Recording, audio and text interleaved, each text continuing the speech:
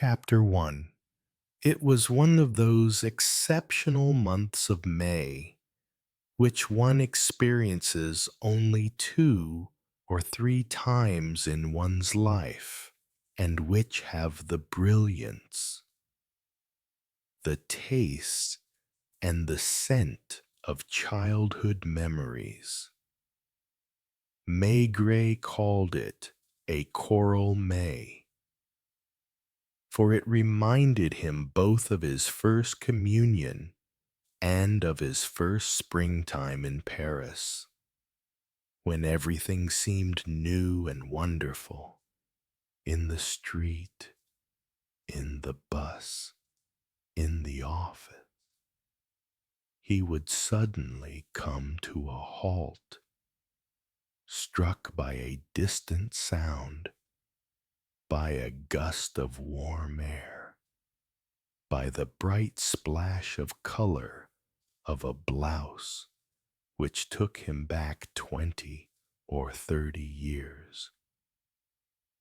The day before, just as they were setting out to have dinner with the Pardons, his wife had asked him, almost blushing as she spoke, "You don't think I look too silly at my age?" In a floral dress that evening, their friends the Pardons had staged an innovation. Instead of inviting them to their flat, they had taken the Maigrets to a little restaurant on the Boulevard de Montparnasse, where the 4 of them had dinner on the terrace. Maigret and his wife, without saying anything, had exchanged conspiratorial glances, for it was on this terrace that, nearly 30 years before, they had had their first meal together. Is there stewed mutton? The owners of the restaurant had changed, but there were still stewed mutton on the menu, wobbly lamps on the tables, evergreens in tubs, and Chavignol in carafes. All 4 of them were in high spirits over coffee. Pardon had taken a magazine with a white cover out of his pocket. "You know, Maigret, there's something about you in the Lancet." The chief inspector, who knew the famous and austere English medical journal by name, had frowned. "I mean, there's something about your profession. It's in an article by a certain Dr. Richard Fox, and this is the passage that concerns you, a skilled psychiatrist, using his scientific knowledge and the experience gained in his consulting room, is in a fairly good position to understand his fellow human beings. But it is possible, especially if he allows himself to be influenced by theories, that he will understand them less perfectly than a good schoolmaster, a novelist, or a detective." They had talked about this for some time, now jokingly, now more seriously. Then the Maigrets had walked part of the way home through the silent streets. The chief inspector could not know that this remark by the London doctor was going to come back to him several times during the following days, or that the memories awakened to him by this perfect month of May would appear to him almost in the guise of a premonition. The next day, too, in the bus, taking him towards the Châtelet, he found himself looking at people's faces with the same curiosity as when he had been a newcomer to the capital. Climbing the staircase of police headquarters as a divisional chief inspector, and being greeted respectfully on the way, seemed strange to him.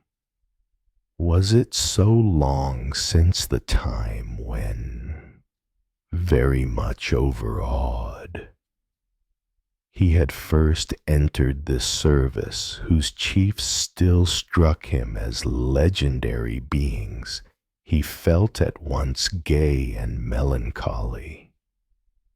With his window open, he went through his post and sent for young Lapointe to give him some instructions.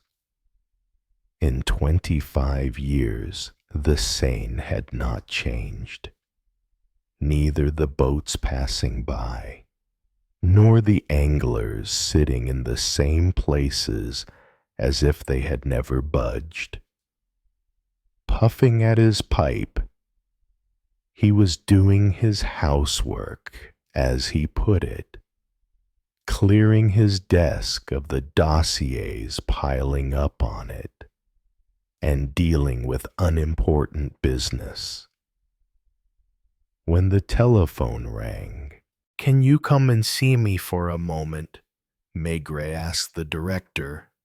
The chief inspector made his way unhurriedly to the director's office, where he remained standing by the window. "I've just had a curious phone call from the Quai d'Orsay. Not from the foreign minister in person, but from his principal private secretary. He asked me to send over there straight away somebody capable of assuming responsibilities." Those are the words he used.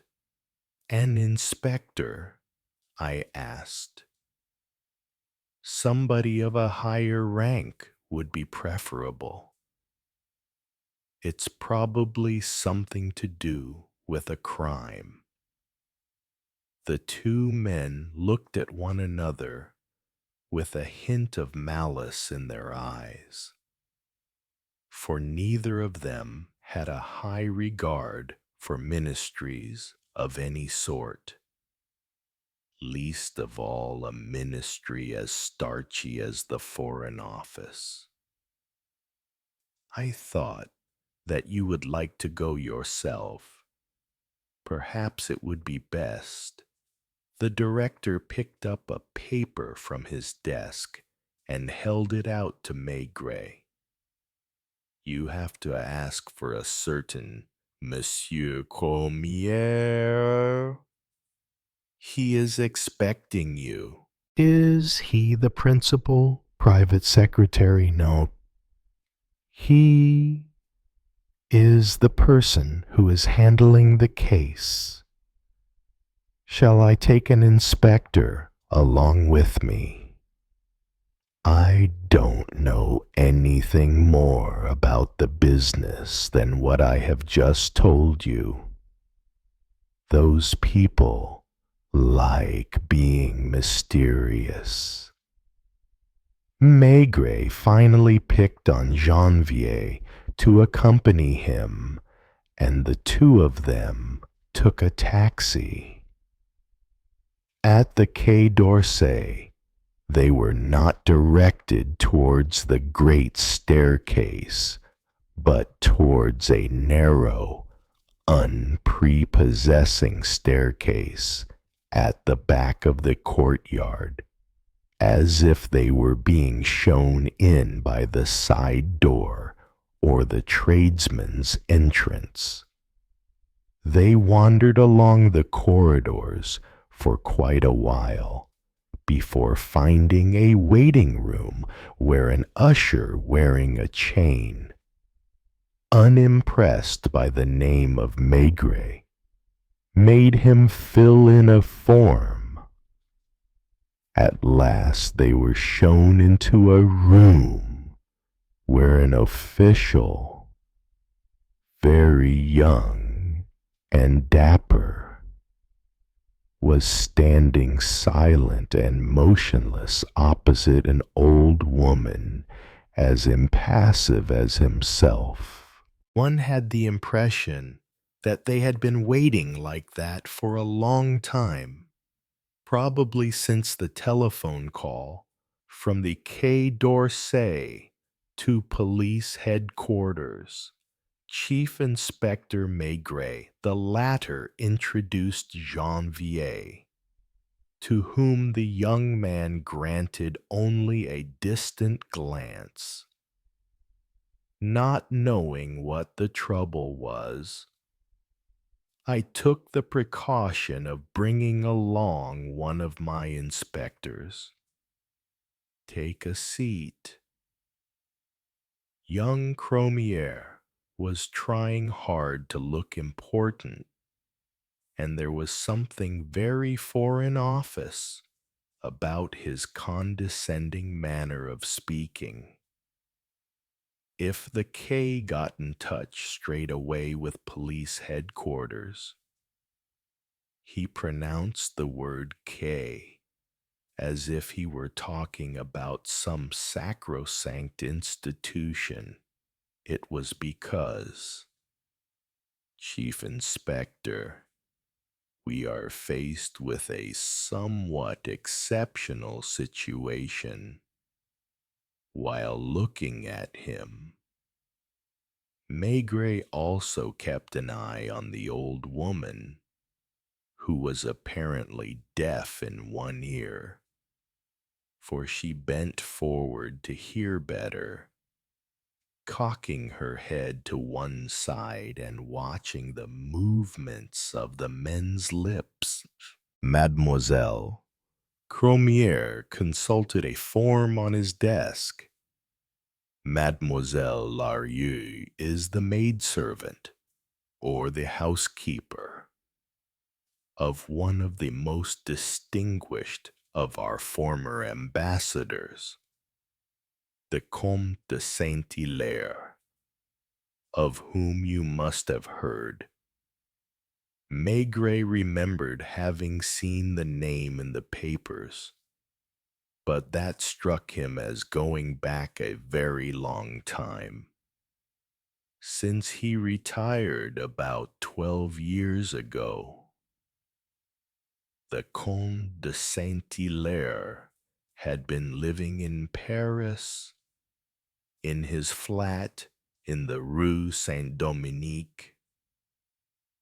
This morning, Mademoiselle Larieux came here at 8:30 and had to wait some time before being shown into the presence of a responsible official. Maigret pictured to himself the deserted offices at 8:30 in the morning, and the old woman sitting motionless in the anteroom, her eyes fixed on the door. Mademoiselle Larieux has been in the Count de Saint-Hilaire's service for over 40 years. 42, she specified. 42 years. She accompanied him on his various missions, and she looked after his house. During the past 12 years, she was the only person living with the ambassador in the Rue Saint-Dominique flat. It was there, this morning, that after finding the bedroom empty, when she took in her master's breakfast, she discovered him in his study, dead. The old woman looked at each of them in turn with sharp, searching, suspicious eyes. From what she says, Saint-Hilaire would appear to have been hit by one or more bullets. She didn't call the police. The fair-haired young man assumed a conceited expression. I can understand your surprise, but do not forget that Mademoiselle Larieux has spent a large part of her life in the diplomatic world. For all that the Count de Saint-Hilaire was no longer on the active list, she considered that in the service there are certain rules of discretion. Maigret winked at Geneviève. She didn't think of sending for a doctor either. It seems there can be no doubt about the question of death. Who is over there in the Rue Saint-Dominique now? Nobody. Mademoiselle Larieux came straight here to avoid any misunderstanding and waste of time. I am authorized to inform you that the Count de Saint-Hilaire was not in possession of any state secrets, and that you must not look for a political reason for his death. However, extreme prudence is none the less indispensable when a well-known man is involved in something of this sort, especially if he has been in the service. The newspapers are only too apt to give enormous prominence to the affair and to put forward the most improbable hypotheses. The young man stood up. If you will be good enough to come with me, we will go over there now. You too? Maigret asked with an innocent air. Oh, have no fear. I have no intention of interfering with your inquiries. If I accompany you, it is simply to make sure that there is nothing there which might cause us any embarrassment. The old woman stood up too. All four went downstairs. We had better take a taxi. That would be less conspicuous than one of the K limousines. The journey was ludicrously short. The car drew up in front of an imposing late 18th century building outside which there was no crowd. No inquisitive onlookers. Under the archway, once they had gone through the main entrance, it felt suddenly cool, and in what looked more like a drawing room than a lodge, they could see a uniformed concierge as impressive as the usher at the ministry. They went up 4 steps on the left. The lift was standing motionless in a hall of dark marble.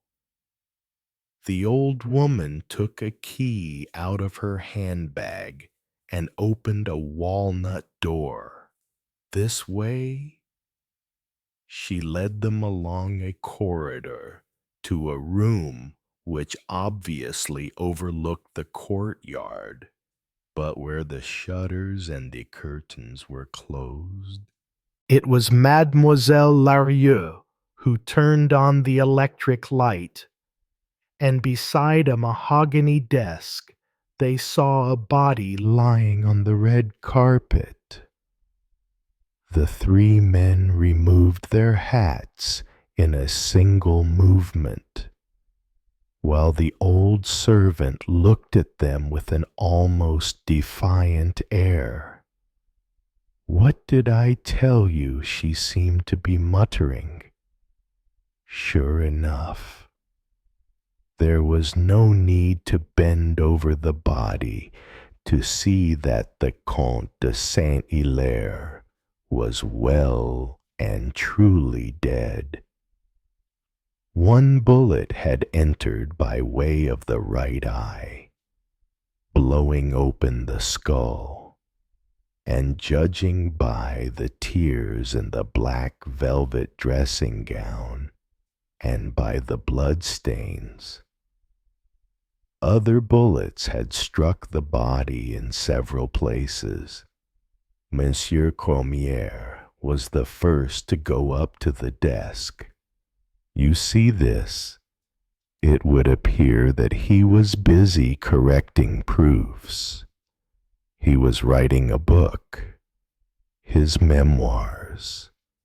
2 volumes have already appeared, but it would be absurd to look for the reason for his death there, because Saint-Hilaire was the most discreet of men, and his memoirs were more literary and picturesque than political in character.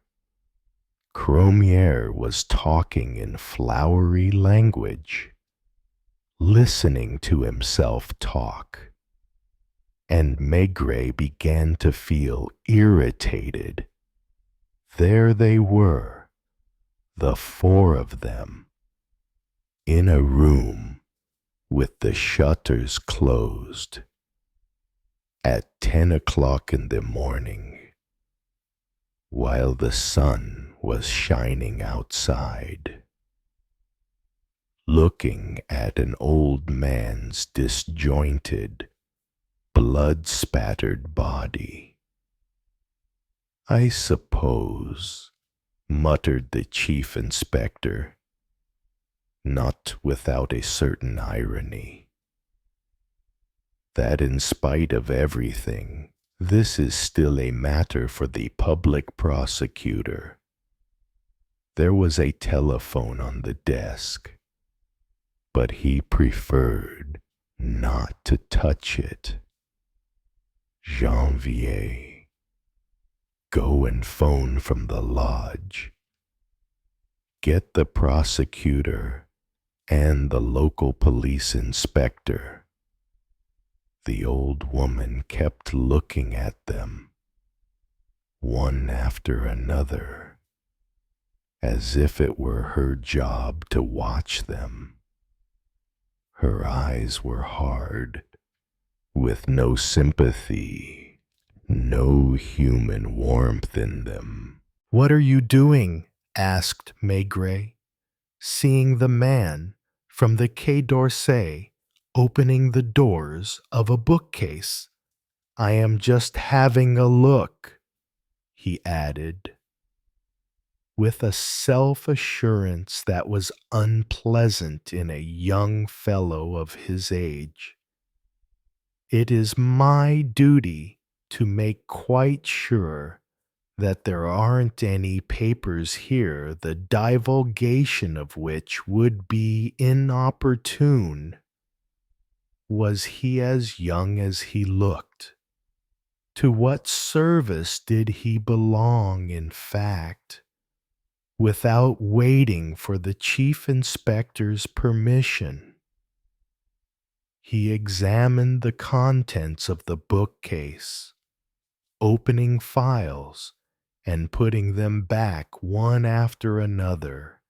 In the meantime, Maigret walked up and down, impatient, out of temper. Cormier started on the other pieces of furniture, rummaging in the drawers.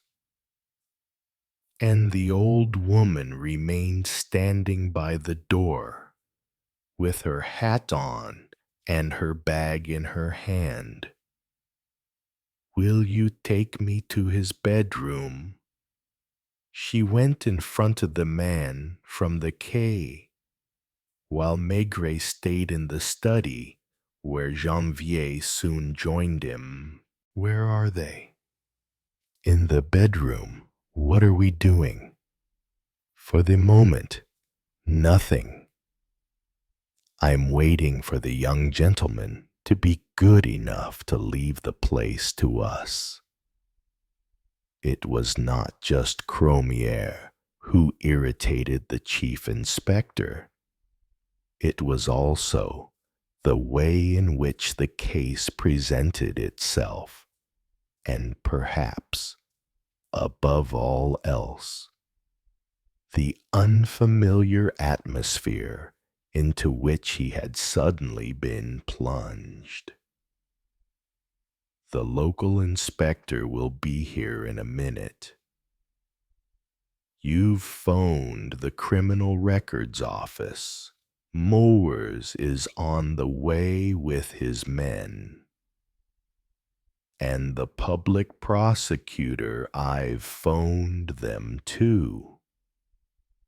The study was roomy and comfortable, though there was nothing solemn about it. The place had an air of distinction which had struck the chief inspector as soon as he had come in. Every piece of furniture, every object was beautiful in itself, and the old man on the floor, with his head practically blown off, retained, in this setting, a certain grandeur. Cromières returned, followed by the old housekeeper. "I don't think there is anything more for me to do here. Once again, I recommend prudence and discretion to you.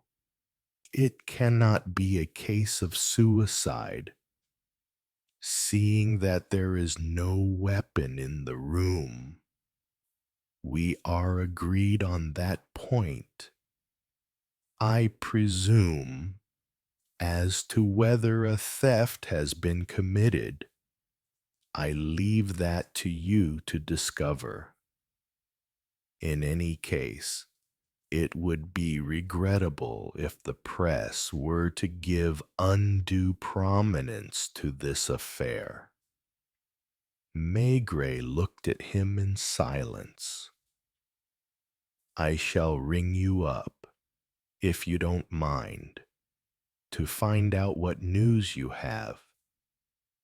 The young man went on. "It is possible that you may need certain information, in which case you can always apply to me. Thank you. In a chest of drawers in the bedroom, you will find a number of letters, which will probably surprise you.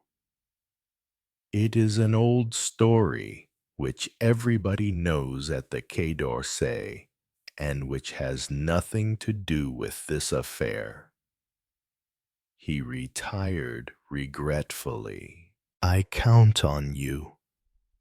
The old woman followed him to shut the door behind him, and returned a little later without either hat or handbag. She had not come back to put herself at the chief inspector's disposal, but rather to keep an eye on the two men. "Do you sleep in the flat?" When Maigret spoke to her, she was not looking at him, and she did not seem to have heard him. He repeated his question in a louder voice. This time she cocked her head, turning her good ear towards him. Yes, I have a little room behind the kitchen. There aren't any other servants. Not here. No, you do the housework and the cooking here. Yes. How old are you? 70. And the Count de Saint-Hilaire, 77. When did you leave him last night? About 10 o'clock. He was in his study. Yes, he wasn't expecting anybody. He didn't say so. Did anybody ever come to see him in the evening? His nephew. Where does his nephew live? In the Rue Jacobe. He is an antique dealer. Is he called Saint-Hilaire too? No. He is the son of Monsieur's sister. His name is Mazarin. You've got that. Janvier. This morning, when you found the body, because it was this morning you found it, wasn't it? Yes, at 8 o'clock. You didn't think of ringing Monsieur Mazarin, no. Why not? She did not answer. She had the fixed stare of certain birds, and like certain birds too. She sometimes remained perched on one leg. You don't like him. Who, Monsieur Mazarin? That's none of my business. Maigret knew now that with her everything was going to be difficult. What is none of your business? Family matters. The nephew didn't get on with his uncle. I didn't say that. What did you do? Last night. At 10 o'clock I went to bed. When did you get up? At 6 o'clock, as usual. And you didn't set foot in this room. There was no reason for me to come in here. Was the door shut? If it had been open, I should have noticed straight away that something had happened. Why? Because the lamps were still alight. As they are now. No. The ceiling light was not on. Just the desk lamp and the standard lamp in that corner. What did you do at 6 o'clock? First of all, I washed, and then I cleaned my kitchen, and I went to buy some croissants. The flat remained empty during that time, like every morning. And then I made some coffee. I had my breakfast. And finally, I went to the bedroom with the tray. Had the bed been slept in? No. Was the room untidy? No. Last night, when you left him, was the Count wearing this black dressing gown? Yes, as he always did in the evening when he didn't go out. Did he go out often? He liked the cinema. Did he invite friends here? Scarcely ever. Now and then he used to go out to lunch. Do you know the names of the people he met? That is none of my business. There was a ring at the door. It was the local inspector with his secretary. He looked at the study in surprise, then at the old woman, and finally at Maigret, with whom he shook hands. "How is it that you got here before us? Did she phone you?" "She didn't even do that. She went to the Quai d'Orsay. Do you know the victim?" "It's the former ambassador, isn't it? I know him by name and by sight. Every morning he used to go for a stroll round here. Who did that to him? We don't know anything yet. I'm waiting for the prosecutor. The police doctor should be here any minute now.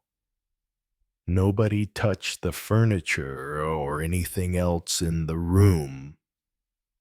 There was a strange feeling of uneasiness, and it was a relief to see the doctor arrive. He gave a little whistle as he bent over the body. "I suppose I can't turn him over before the photographers get here." "No, don't touch him." "Have you an approximate idea of the time he died?" "A good while ago. At first sight. I should say 10 hours or so. It's queer." "What's queer?" "He seems to have been hit by at least 4 bullets. One here, another there, going down on his knees." He examined the body more closely. "I don't know what the medical expert will think about it. For my part, I wouldn't be surprised if the first bullet had killed him, and in spite of that, the murderer had gone on firing. Mind you, that's just a theory." In less than 5 minutes, the flat filled up with people. First came the public prosecutor, represented by the deputy prosecutor Pasquier, and by an examining magistrate whom Maigret did not know very well, and who was called Urbain de Chazeau, Dr. Paul's successor. Dr. Tudeli arrived with them. Almost immediately afterwards, the flat was invaded by the experts from the Criminal Records Office and their bulky apparatus. Who found the body? The housekeeper. Maigret pointed to the old woman who, with no visible emotion, was still watching everybody's movements and gestures. "Have you questioned her?" "Not yet. I've just exchanged a few words with her." "Does she know anything? If she does, it won't be easy to make her talk." He recounted the story of the Foreign Office. "Has anything been stolen at first sight?" "It seems not. I'm waiting for the criminal records people to finish their work to make sure." "Any relatives? Nephew? Has he been informed?" "Not yet. I intend to go myself, while my men are at work, to tell him what has happened. He lives just a few streets away, in the Rue Jacobi." Maigret could have telephoned to the antique dealer to ask him to come round, but he preferred to meet him in his own setting. If you don't need me anymore, I'll go over there now. Janvier, you stay here. It was a relief to come out into the daylight, and the patches of sunshine under the trees on the Boulevard Saint-Germain. The air was warm. The women were wearing light-colored dresses, and a municipal watering cart was slowly sprinkling one half of the roadway. He had no difficulty in finding the Rue Jacob antique shop, one window of which contained nothing but old weapons, mostly swords. He pushed open the door, making a bell ring inside the shop, and 3 or 4 minutes went by before a man emerged from the shadows. Seeing that the uncle was 77, Maigret could not expect the nephew to be a youngster. He was none the less surprised to find himself face to face with something like an old man. "What can I do for you?" He had a long, pale face, bushy eyebrows, and a practically bald pate, and his baggy clothes made him look thinner than he was. "You are Monsieur Mazarin, Alain Mazarin." Yes. There were more weapons littering the shop. Muskets, blunderbusses, and, right at the back, 2 suits of armor. Chief Inspector Maigret, of the Judicial Police. The eyebrows came together. Mazarin was trying to understand. "You are the Count de Saint-Hilaire's nephew, aren't you?" "He is my uncle." "Yes. Why? When did you last see him?" He answered unhesitatingly. "The day before yesterday." "Have you any other relatives?" "I am married, with children. When you last saw your uncle, did he seem quite normal?" "Yes, he was even rather gay." "Why do you ask?" "Because he is dead." Maigret saw in Mazarin's eyes the same mistrust that the old housekeeper had shown. "He has had an accident, in a manner of speaking." "What do you mean?" "That he was killed last night in his study by several bullets fired from a revolver or an automatic pistol." The antique dealer's face registered incredulity. "Did he have any enemies you know of?" "No, certainly not." If Mazarin had merely said no, Maigret would have paid no attention. The "certainly not," which came rather as an afterthought, made him prick up his ears. "You have no idea who would stand to benefit by your uncle's death, no idea whatever." "Was he a rich man?" "He had a small private fortune. He lived mainly on his pension. He sometimes came here, sometimes, to have lunch or dinner with you, Mazarin seemed absent-minded and replied briefly, as if he were thinking of something else. No, usually in the morning, in the course of his walk, he dropped in for a chat with you. That's it. He used to come in and sit down for a moment. Did you go to see him at his flat? Now and then. With your family? No. Did you say you had some children? Two girls. You live in this building, on the first floor. One of my daughters, the elder, is in England.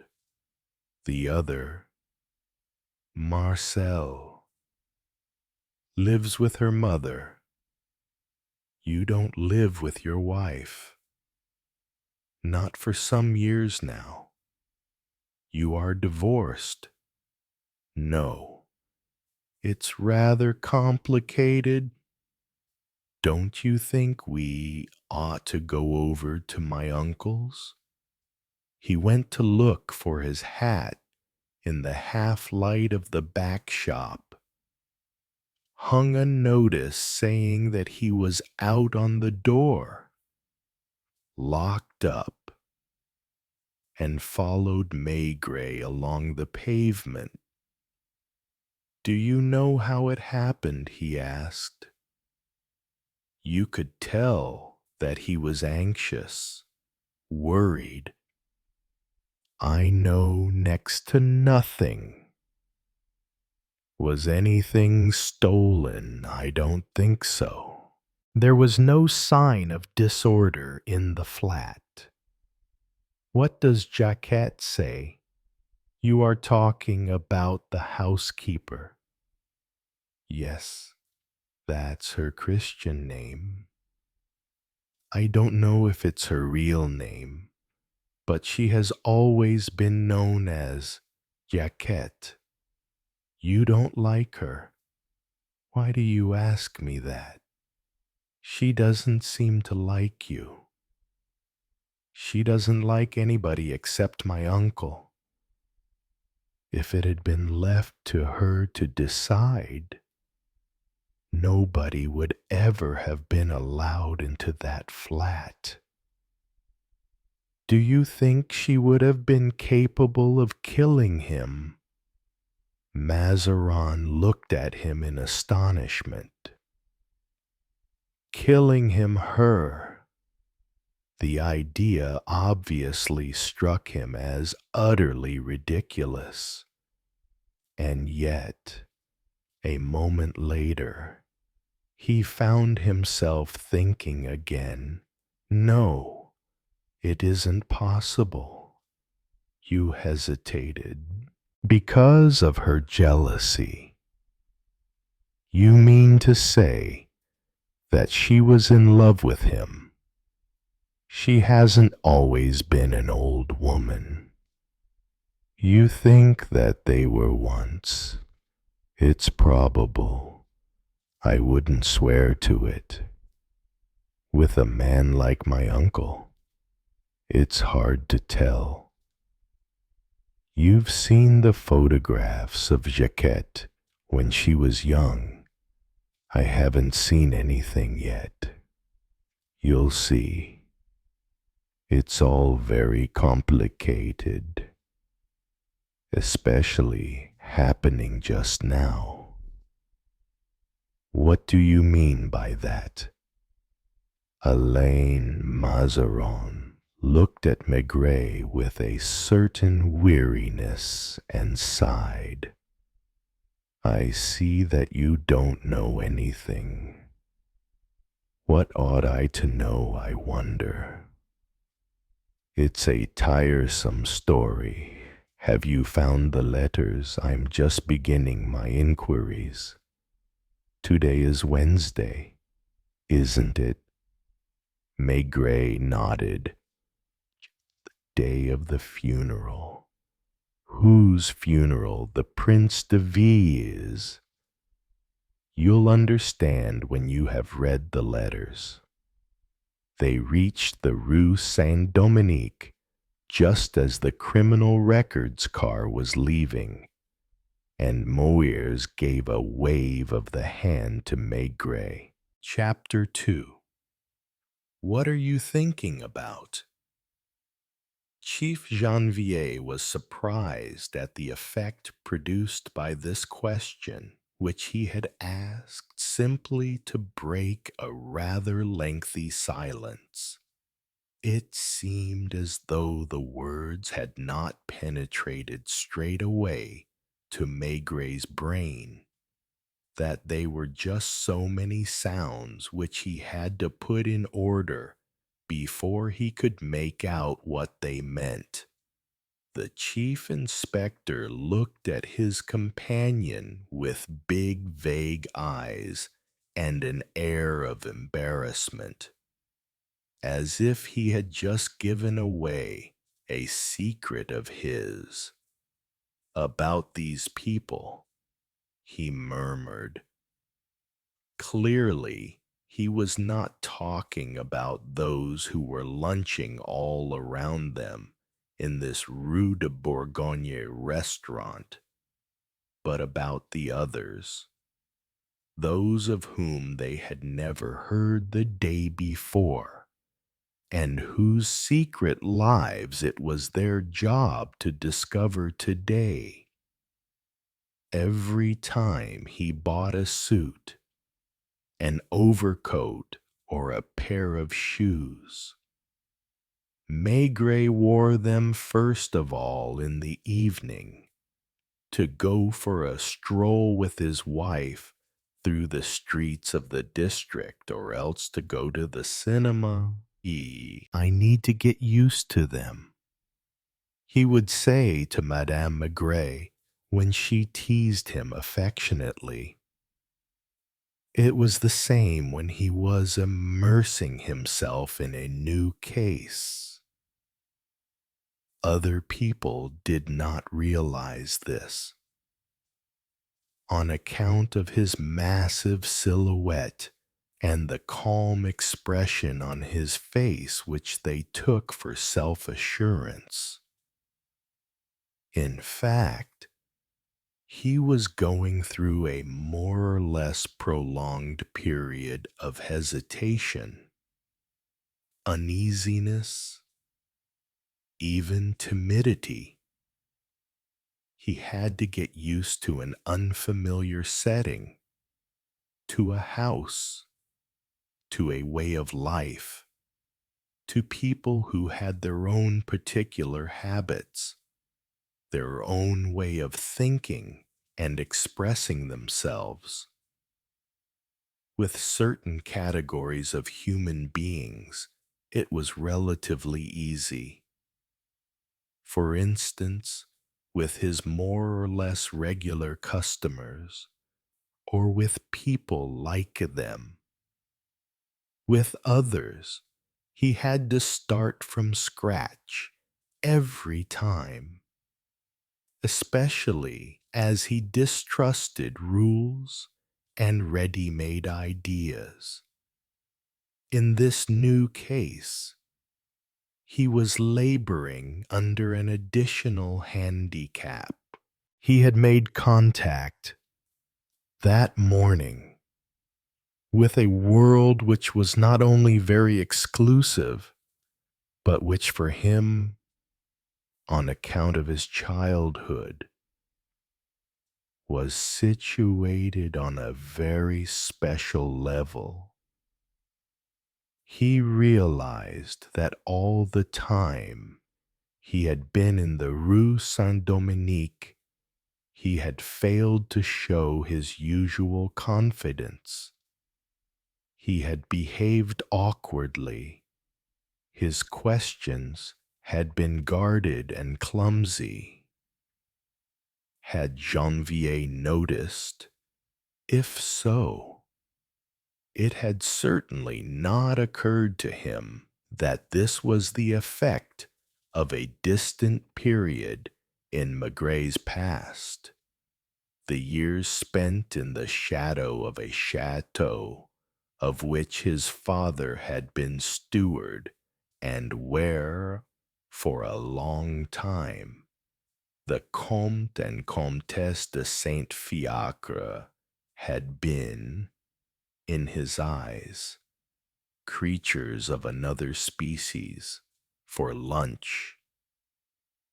The two men had picked this restaurant in the Rue de Bourgogne on account of its terrace, and they had soon noticed that the place was patronized by officials from the nearby ministries, especially from the premier's department, so it seemed, with a few officers in mufti who belonged to the War Office. They were not ordinary pen pushers. All of them had at least the rank of head clerk, and Maigret was astonished to see how young they were. Their self-assurance surprised him too, from the way they talked and behaved. You could tell that they were sure of themselves, some of them recognizing him and talking about him in low voices. He felt annoyed at their knowing looks and their irony.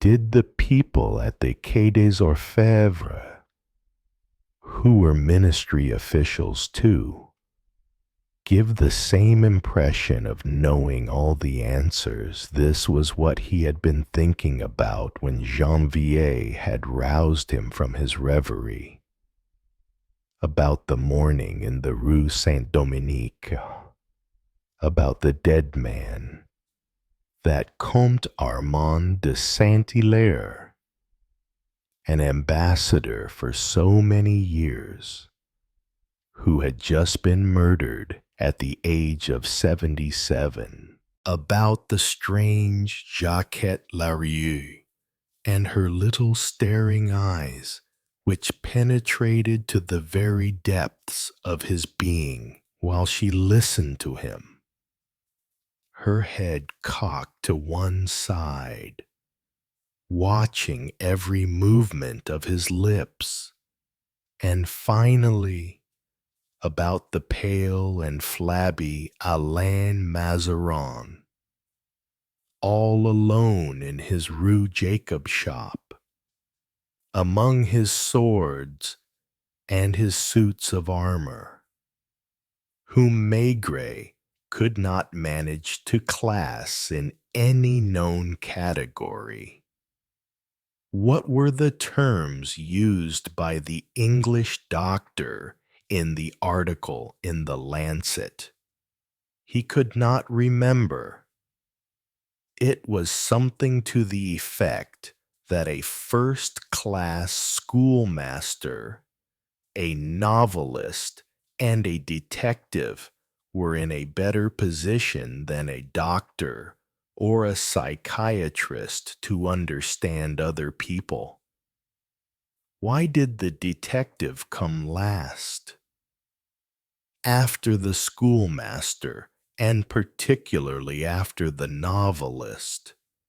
That annoyed him slightly. He was in a hurry to feel at home in this new case, as if to give the lie to the author of the article. They had begun with asparagus, and now they had gone on to Ray with browned butter sauce. The sky above the street was still as blue as ever, and the women passing by were dressed in bright colors. Before deciding to go and have lunch, Maigret and Janvier had spent an hour and a half in the dead man's flat, which was already more familiar to them. The body had been taken off to the morgue, where Dr. Tudele was engaged in carrying out the post-mortem. The people from the public prosecutor and criminal records had gone. With a sigh of relief, Maigret had opened curtains and shutters, letting the sunlight into the rooms, where it had given back to the furniture and other objects their normal appearance. It did not embarrass the chief inspector to have Jacquette and the nephew following him around, watching his gestures and facial expressions. And now and then he would turn towards them and ask a question. No doubt they had been surprised to see him coming and going for such a long time, without looking at anything in particular, as if he were inspecting a flat to let. The study, which had seemed so stuffy that morning in artificial light, fascinated him, and he kept coming back to it with a secret pleasure, for it was one of the most delightful rooms he had ever seen. It was a high-ceilinged room, lit by a French window opening onto a flight of 3 steps, beyond which one discovered, with some surprise, a well-kept lawn and a huge linden tree standing in a world of stone. "Who has the use of this garden?" he had asked, looking up at the windows of the other flats. The reply came from Mazarin, my uncle. None of the other tenants know. The building belonged to him. He was born here.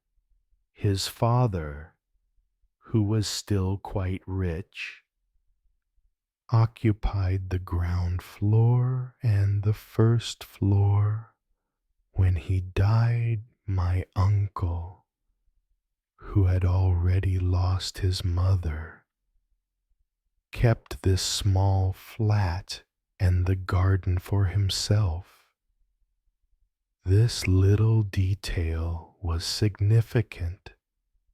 It was surely a rare thing in Paris for a man of 77 to be living in the house where he was born. And what happened when he was serving as an ambassador abroad? He closed the flat and opened it up again when he came home on leave. Contrary to what you might suppose, the building brought him in hardly anything. Most of the tenants have been here so long that they pay derisory rents, so that some years, what with repairs and taxes, my uncle was out of pocket. There were not many rooms in the flat. The study did service as a drawing room.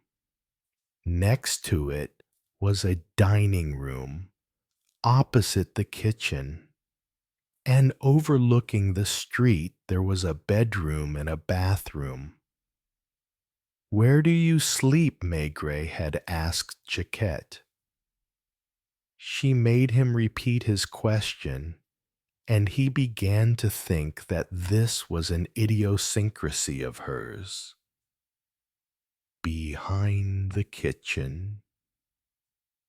There, in fact, he found a sort of box room in which an iron bedstead, a wardrobe, and a wash basin had been installed. A big ebony crucifix hung over a holy water basin adorned with a sprig of box. Was the Count de Saint-Hilaire a religious man? He never missed Mass on Sunday, even in Russia.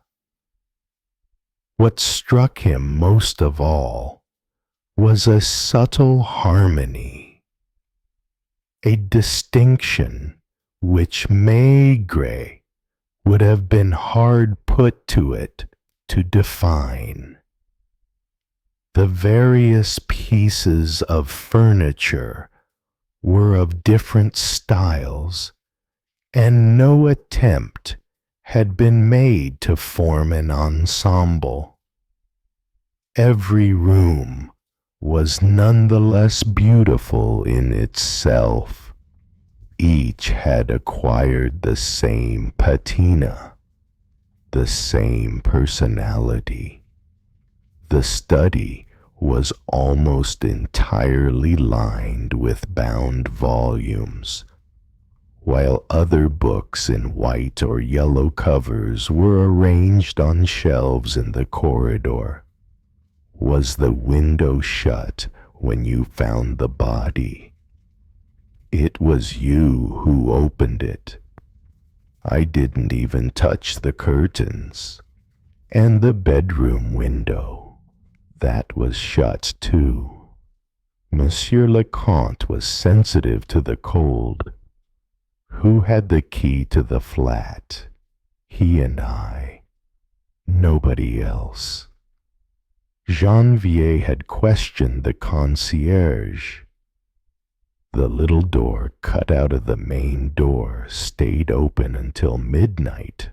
The concierge never went to bed before that time. He sometimes went into his bedroom behind the lodge, from which he did not necessarily see people coming in and going out. The day before, he had not noticed anything out of the ordinary. It was a respectable house. He kept repeating insistently. He had been there for 30 years, and the police had never had occasion to set foot in the place. It was too soon to reconstruct what had happened the previous evening or during the night. He had to wait for the medical expert's report. Then, for the report of Moers and his men. One thing seemed clear. Saint-Hilaire had not gone to bed. He was wearing dark gray, pin-striped trousers, a lightly starched white shirt, and a bow tie with spots. And, as usual, when he stayed at home, he had put on his black velvet dressing gown. Did he often stay up late? It depends what you mean by late. What time did he usually go to bed? I was nearly always in bed before he was. It was infuriating. The most commonplace questions came up against the mistrust of the old servant, who only rarely gave a direct answer. You didn't hear him leave his study. Go into my bedroom and you'll see that you can't hear anything there except the lift. which is on the other side of the partition. How did he spend his evenings reading, writing, correcting the proofs of his books? Did he go to bed at midnight, say, perhaps a little earlier or a little later, depending on the day? And when he went to bed, he never called you. He never had need of your services. What for? He might have felt like a hot drink before going to bed, or perhaps he never had a hot drink at night, and if he wanted something to drink, he had his liqueur cabinet. What did he drink? Usually claret with his meals, and in the evening, a glass of brandy. They had found the glass empty on the desk, and the experts from the Criminal Records Office had taken it away to see if there were any fingerprints on it, if the old man had had a visitor. He did not appear to have offered him a drink, for no other glass had been found in the study. Did the Count de Saint-Hilaire possess any firearms? Some fowling pieces. They are in the cupboard at the end of the corridor. He was a keen shot. He sometimes did a little shooting when he was invited to a chateau. He didn't own a pistol or a revolver. Once again, she fell silent, and as before, her pupils narrowed like those of a cat, and her gaze became immobile, expressionless. Did you hear my question? What did you ask me? Maigret repeated his query. I think he had a revolver with a cylinder. What do you mean by a cylinder? He tried to explain. No, it wasn't a gun with a cylinder. It was a flat weapon, bluish in color with a short barrel. Where did he keep this automatic of his? I don't know. I haven't seen it for a long time. The last time, it was in the chest of drawers. In his bedroom, she showed him the drawer in question, which contained nothing but handkerchiefs, suspenders, and braces in various colors. The other drawers were full of neatly folded linen, shirts, pants, handkerchiefs, and, right at the bottom, dress shirts. When did you last see the automatic? Some years ago. How many years ago? Roughly, I don't know. Time goes so quickly. You never saw it anywhere except in that chest of drawers, no.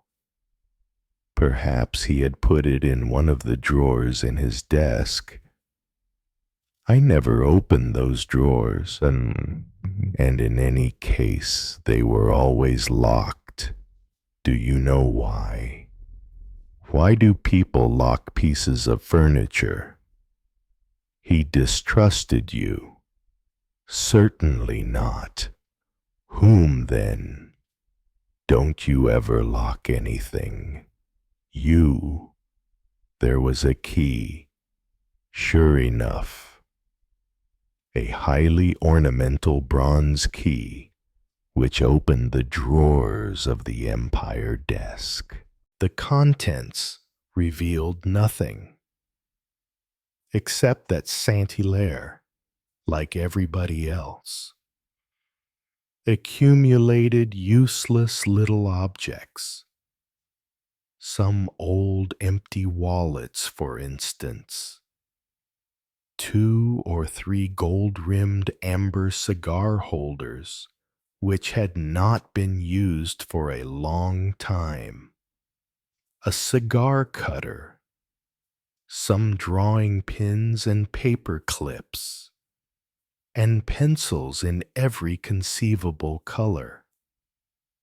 Another drawer contained writing paper stamped with a coronet, envelopes, visiting cards, bits of string carefully rolled up, a pot of paste, and a penknife with a broken blade.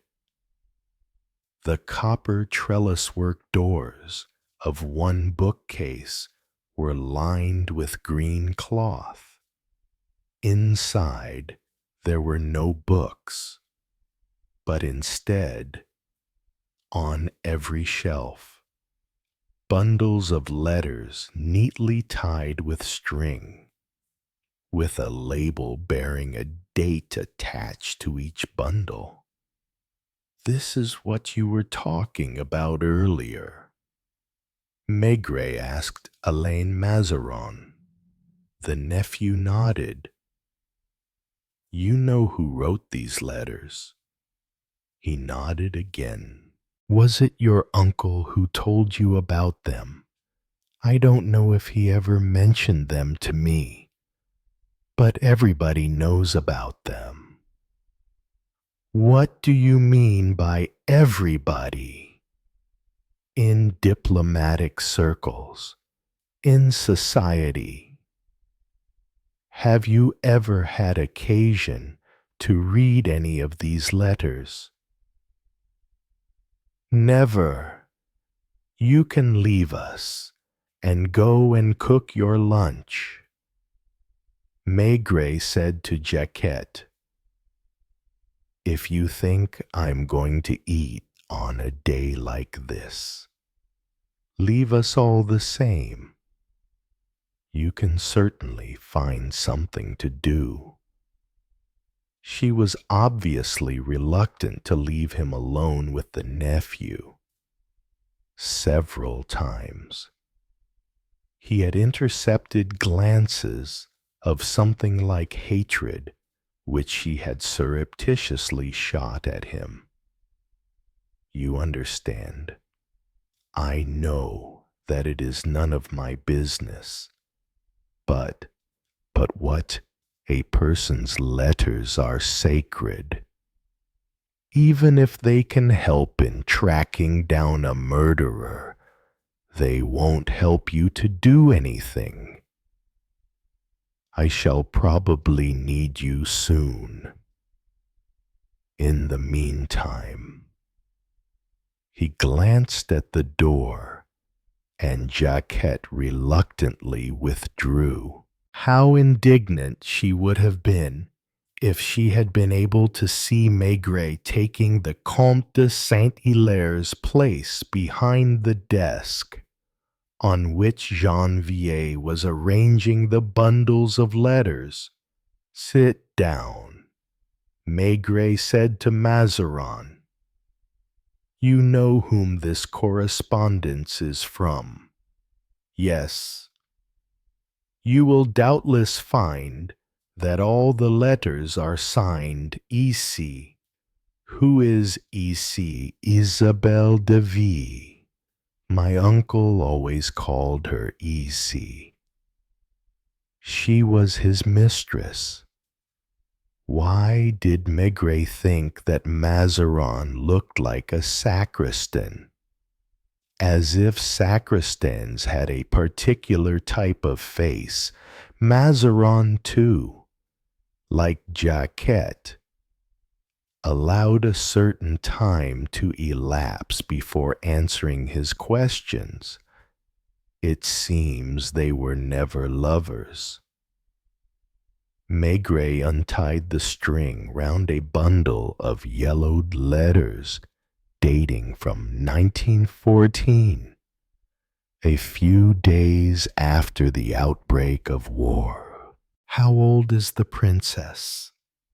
Now, wait a moment while I work it out. She is 5 or 6 years younger than my uncle. So she is between 71 and 72. Did she come here often? I have never seen her here. I don't think she has ever set foot in the place. Or, if she has, it was before. Before what? Before her marriage to the Prince de V. Listen. Monsieur Mazarin, I would like you to tell me this story as clearly as you can. Isabelle was the daughter of the Duc de S. It was a curious experience for Maigret. Coming across names he had learnt at school in lessons on French history.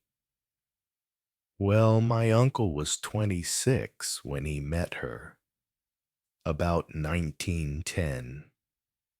To be more precise, he had met her when she was a little girl in the Duke's chateau, where he sometimes spent his holidays. After that, he had seen nothing of her for a long time. And it was when they met again that they fell in love with one another.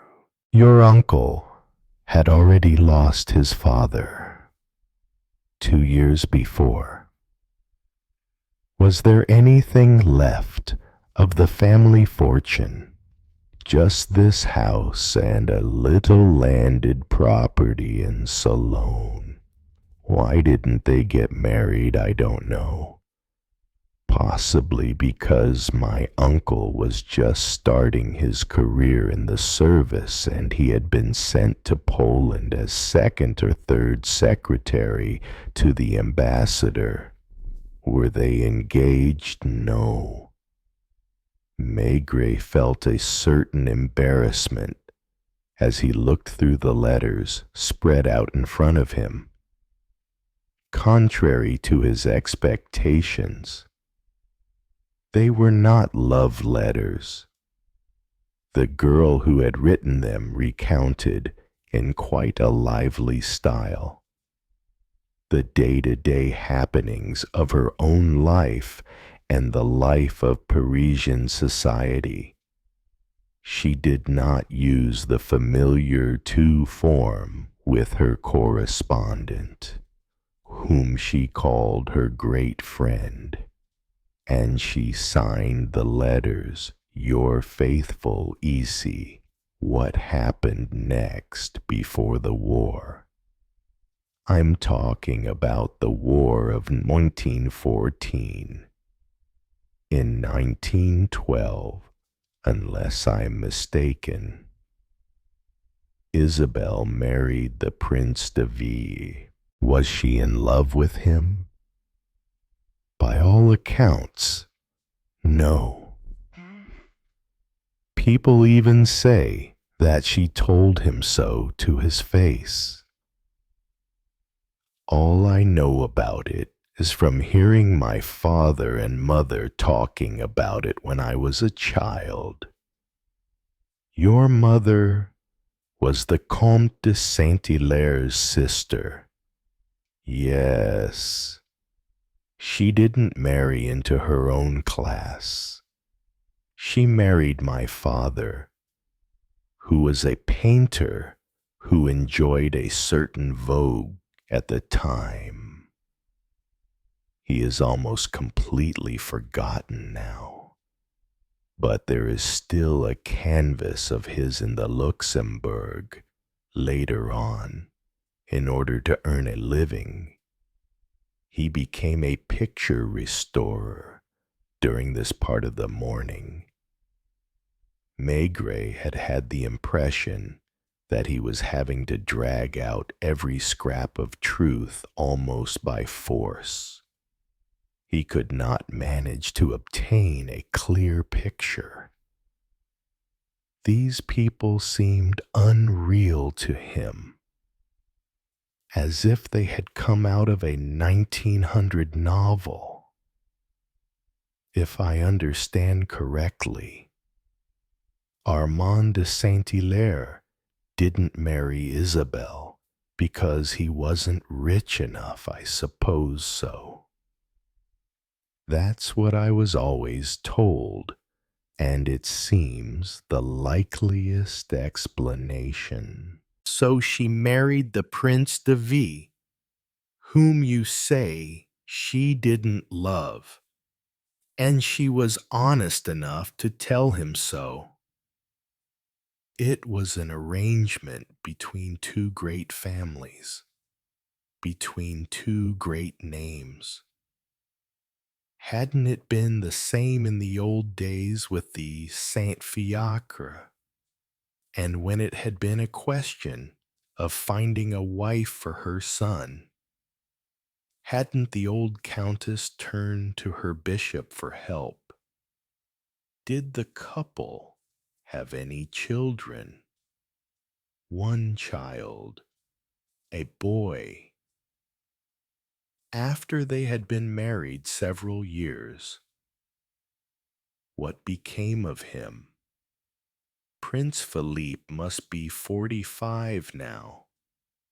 He married a Mademoiselle de Marchangy and lives nearly all the year round in his chateau at Genestou, near Caen, where he owns a stud and several farms. He has 5 or 6 children. For something like 50 years, to judge by this correspondence, Isabelle and your uncle went on writing to each other.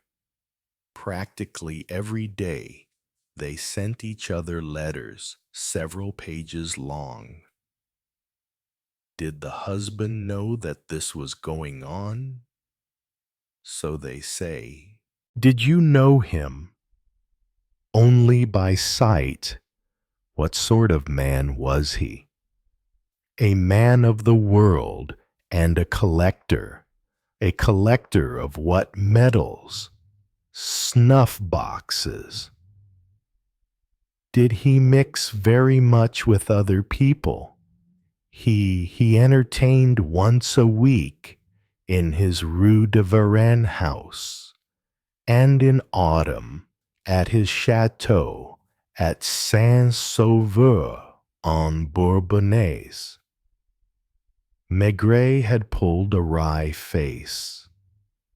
On the one hand, he knew that all this was probably true, but at the same time, the people concerned struck him as having no material existence.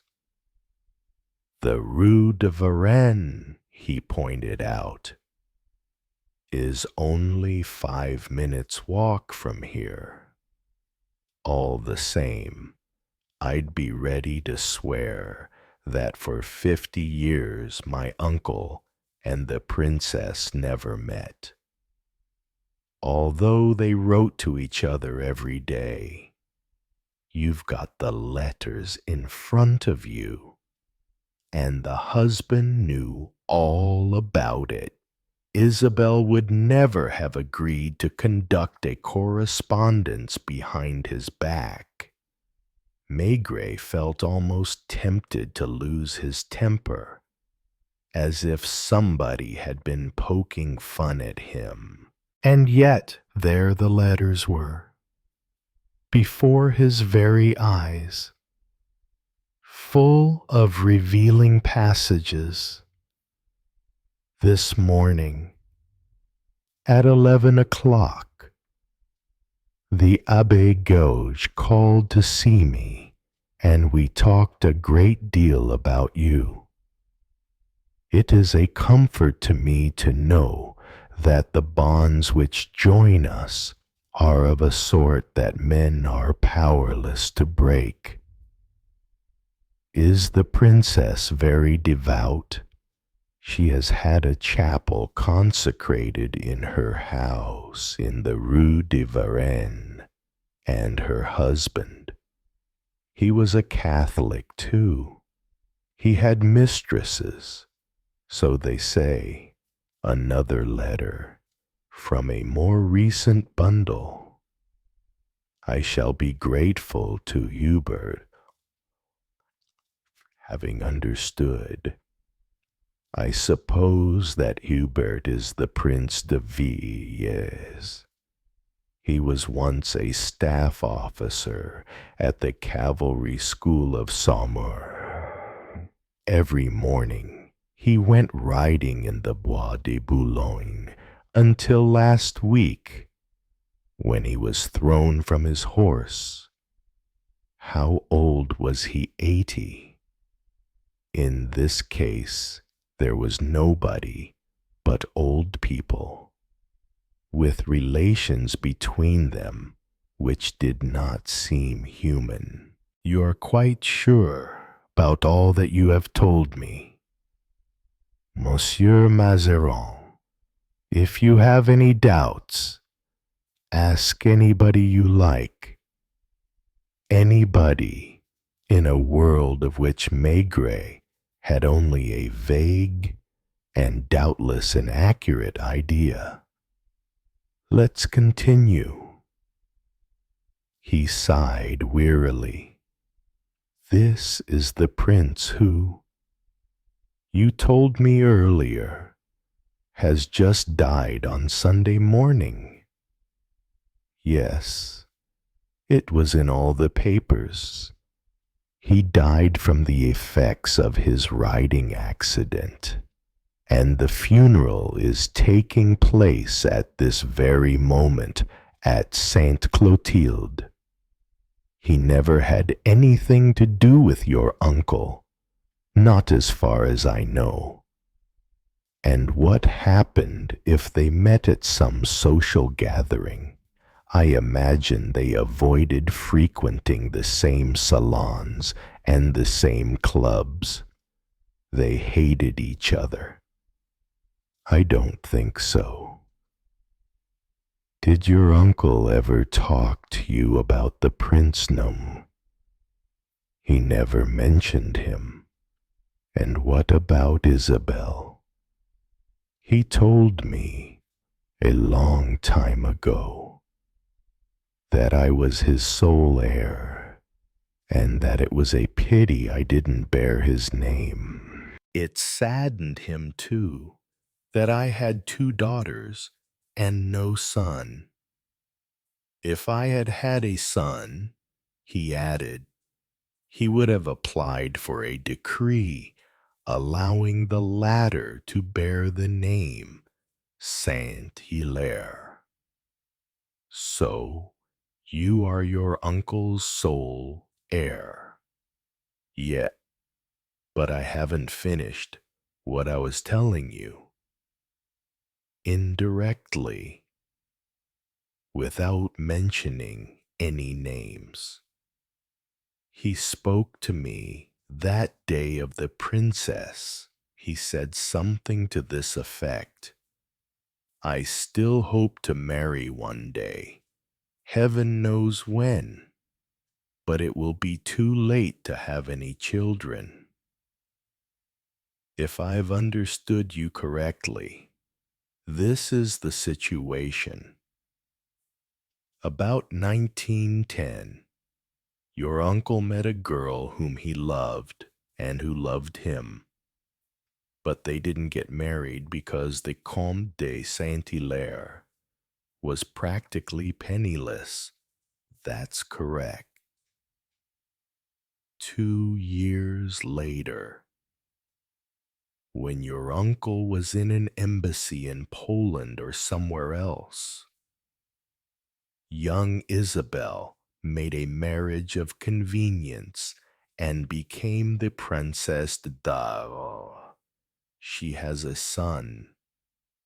So it wasn't an unconsummated marriage. The couple must have lived together as husband and wife, at least at the time. Yes. Unless in the meantime, Isabel and your uncle had seen each other again and given way to their passion. No. How can you be so sure? You think that in that particular world. I say no, because my uncle spent the whole of the First World War away from France. And when he came back, the child, Felipe, was 2 or 3 years old. All right. The sweethearts saw each other again. No, they never saw each other again.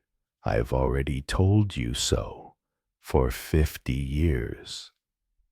Then they wrote to each other practically every day. And one day, your uncle spoke to you about a marriage which was to take place in a more or less distant future.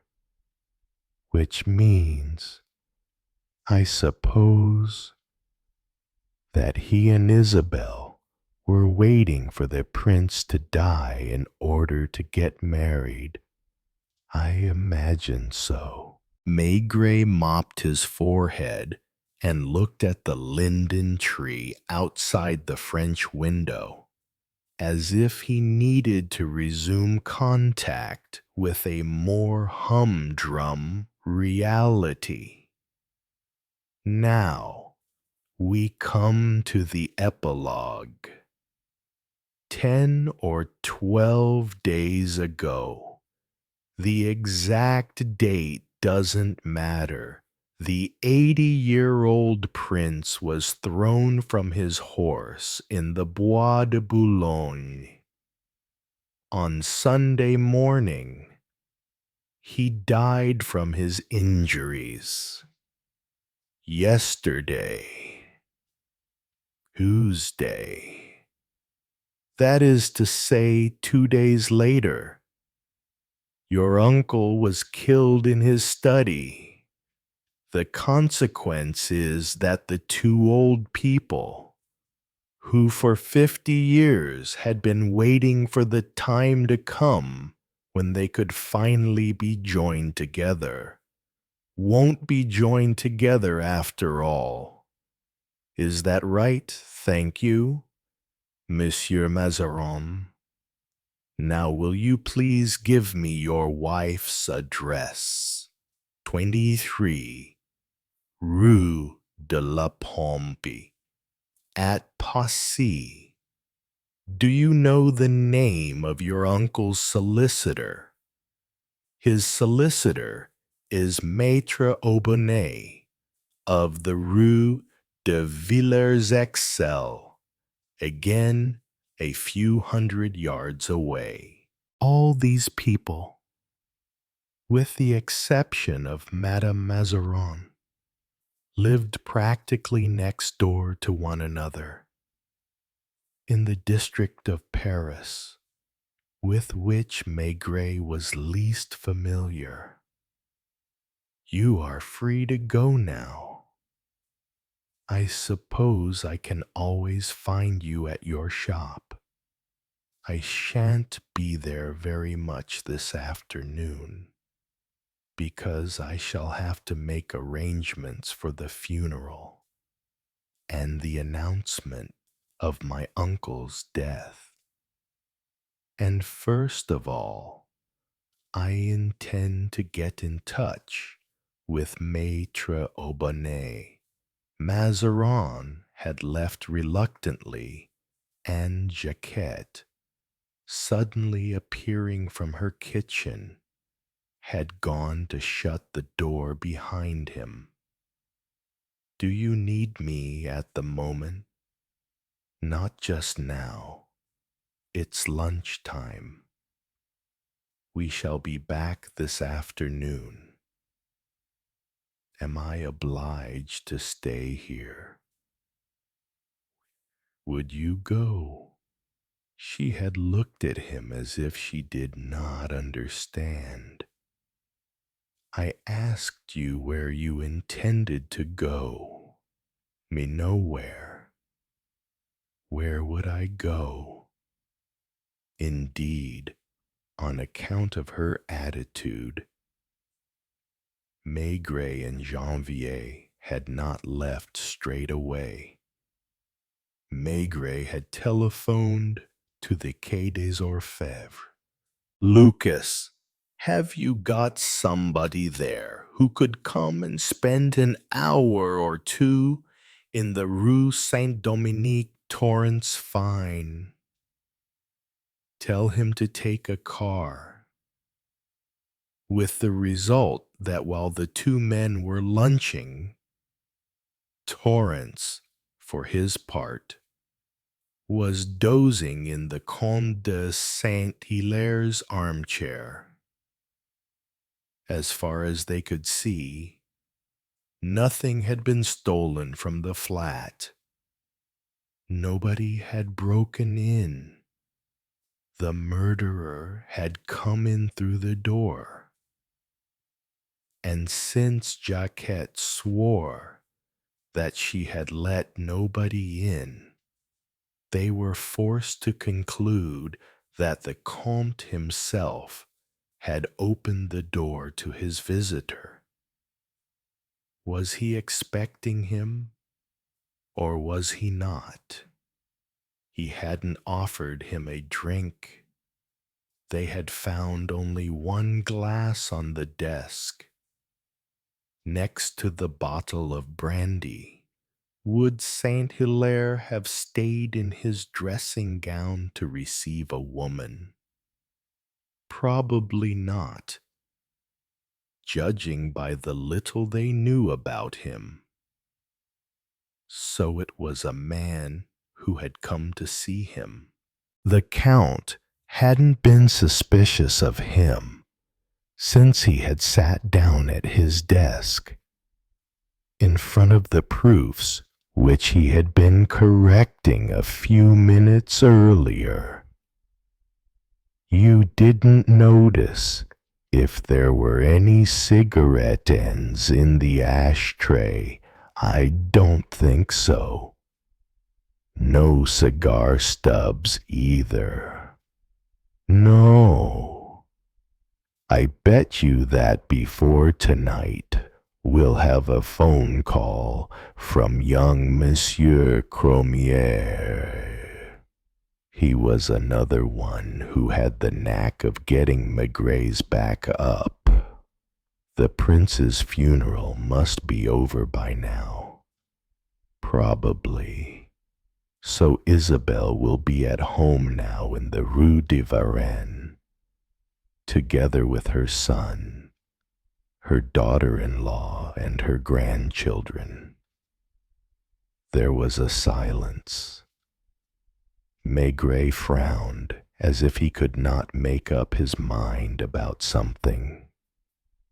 Are you going to go and see them? Janvier asked, with a certain anxiety in his voice. No, not with people like that. Are you having coffee? Waiter, 2 black coffees. One would have sworn that he had a grudge against everybody today, even including the more or less high-ranking officials who were lunching at the neighboring tables and eyeing him ironically. Chapter 3. As soon as he turned the corner of the Rue Saint-Dominique, Maigret saw them and let out a groan. There were a good dozen of them. reporters and photographers, in front of the Count de Saint-Hilaire's house, and some of them had sat down on the pavement with their backs against the wall, as if in readiness for a long siege. They, for their part, had recognized him from a distance, and they rushed up to him. "This is going to please our dear Monsieur Cromière," he muttered to Janvier. It was inevitable.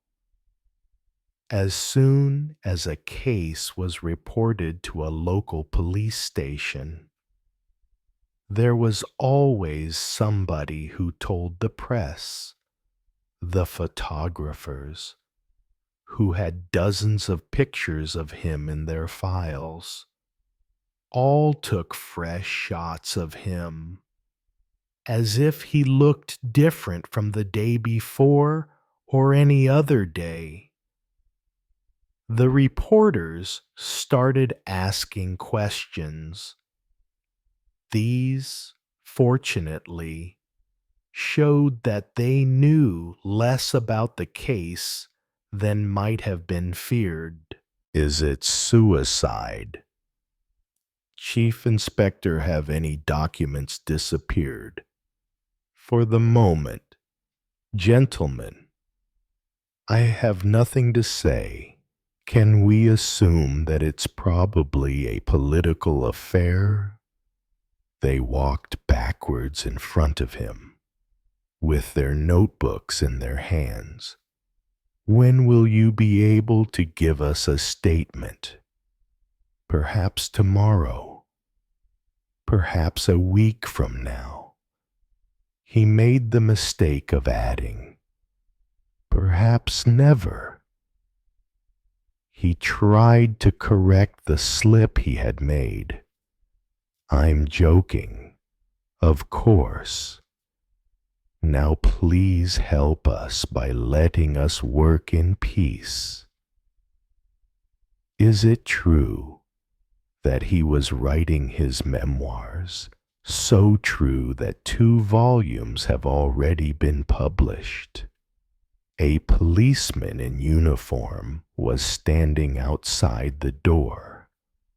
A few moments later, in response to Maigret's ring at the bell, Torrance, in shirt sleeves, came and opened the door to him.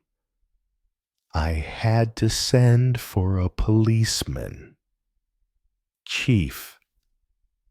They had got into the building and were having fun ringing the bell every 5 minutes. Nothing new. No phone calls, 20 or 30. The papers. "Where's the old girl in the kitchen? Every time the phone rings, she rushes to it in the hope of answering before I do. The first time, she tried to snatch the receiver out of my hands. She hasn't made any phone calls herself, has she? You know there's another phone in the bedroom. I left the study door open so that I could hear her coming and going. She hasn't been into the bedroom. She hasn't been out, no. She tried to go and get some new bread. So she told me. As you hadn't left me any instructions on that point, I decided not to let her go. What do I do now? You go back to the quay. For a moment, the chief inspector had thought of going back there himself and taking Jacquette, whom he wanted to question at leisure. But he didn't feel prepared for this interrogation. He preferred to stay a little longer in the flat, and in the end it would probably be in Saint-Hilaire's study that he would try to get the old servant to talk. In the meantime, he opened the lofty French window to its full extent and sat down in the chair which the Count had so often occupied. His hand was reaching out towards one of the bundles of letters when the door opened. It was Jacquette Larrieux, more sour-tempered and suspicious than ever. "You haven't any right to do that. You know who these letters are from. It doesn't matter whether I do or don't. It's a private correspondence. You will do me the favor of going back to the kitchen or your bedroom. Can't I go out?" "Not yet." She hesitated, searching for a cutting reply, which she failed to find, and finally, pale with anger, left the study. "Janvier, go and fetch me that photograph in a silver frame that I saw this morning in the bedroom." Maigret had not paid much attention to it in the morning. Too many things had still been unfamiliar to him. It was a principle with him not to try to form an opinion too quickly, for he distrusted first impressions. During lunch at the restaurant, he had suddenly remembered a lithograph which he had seen for years in his parents' bedroom. It must have been his mother who had chosen it and hung it up. The frame was white, in the style fashionable at the beginning of the century. The picture showed a young woman on the shore of a lake, wearing a princess dress, with a wide ostrich feather hat on her head and a sunshade in her hand. The expression on her face was melancholy, like the landscape, and Maigret was sure that his mother considered the picture to be highly poetic. Wasn't that the poetry of the period? The story of Isabelle and the Count de Saint-Hilaire had brought back the memory of that picture to him so clearly that he could see even the wallpaper with the pale blue stripes in his parents' room. Now inside the silver frame, which he had noticed in the morning in the Count's bedroom, and which Janvier brought along to him, he discovered the same figure, a dress in the same style, an identical melancholy. He had no doubt that it was a photograph of Isabelle about 1910, when she was still a young girl, and when the future ambassador had met her. She was not very tall, and she seemed to have a slim waist, possibly because of the corset she was wearing, while her bust, as they used to call it in those days, was rather large.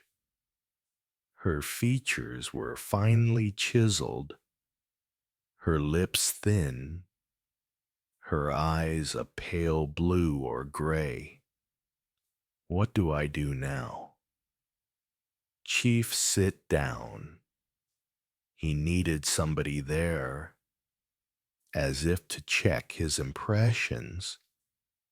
In front of him, the bundles of letters were arranged year by year, and he took them one after another, not reading everything, of course, for that would have taken him several days, but a passage here and there. My good friend, dearest friend, sweet friend. Later on, perhaps because she felt in closer harmony with her correspondent, she wrote simply, friend. Saint-Hilaire had kept the envelopes, which bore stamps of various countries. Isabel had traveled a great deal. For a long time, for instance, her August letters were written from Baden-Baden or Marienbad, the aristocratic spas of the time. There were also letters from the Tyrol, and a good many from Switzerland and Portugal. She recounted in a self-satisfied, lively manner the little happenings which filled her day, and gave quite witty descriptions of the people she met. Often she referred to them just by their surnames, sometimes by a mere initial. Maigret took some time to find his bearings. With the help of the stamp on the envelope and the context of the reference, he gradually managed to solve these conundrums. Maria, for instance, was a queen still reigning at that time, the Queen of Romania.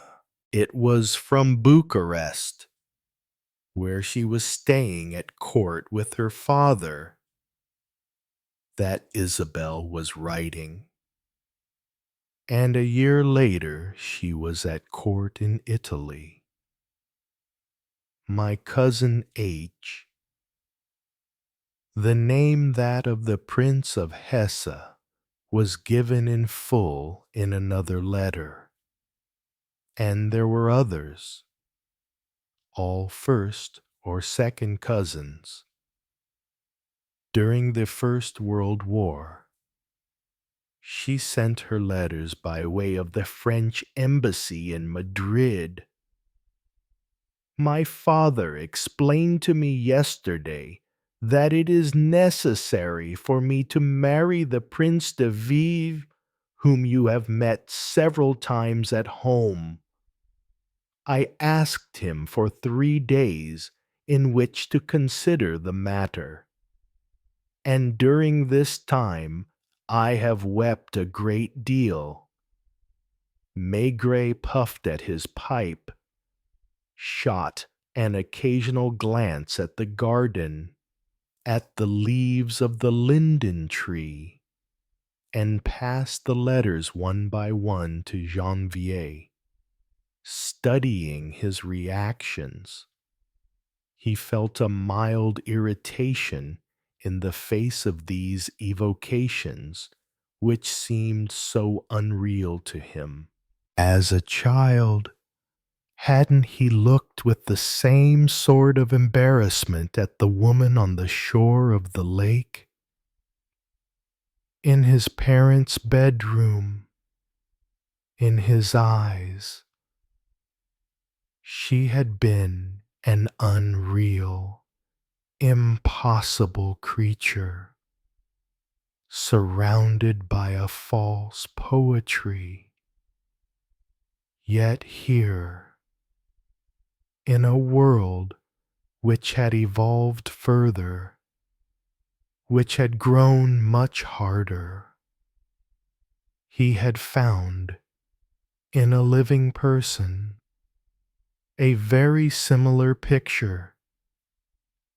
This afternoon, I had a long conversation with Hubert, and I was absolutely frank. He knows that I love you, that we are separated by too many obstacles, and that I am yielding to my father's wishes. Only the week before, Maigret had had to deal with a simple, brutal crime of passion, the case of a lover who had stabbed to death the husband of the woman he loved, had then killed the woman, and had finally tried unsuccessfully to cut open his veins.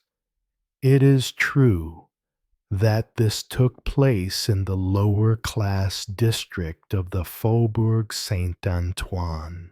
He has agreed that our marriage shall remain unconsummated, and I, for my part, have promised never to see you again. He has a high regard for you, and does not question the respect you have always shown me. There were moments when Maigret felt an almost physical sense of revolt. Do you believe it, Genevieve? The inspector was baffled. She sounds as if she meant it. Read this one. It was 3 years later. I know, friend, that this is going to hurt you. But if it is any consolation to you, it hurts me even more than it does you. It was in 1915. She announced that Julien, the Prince de V's brother, had just been killed in Argonne at the head of his regiment.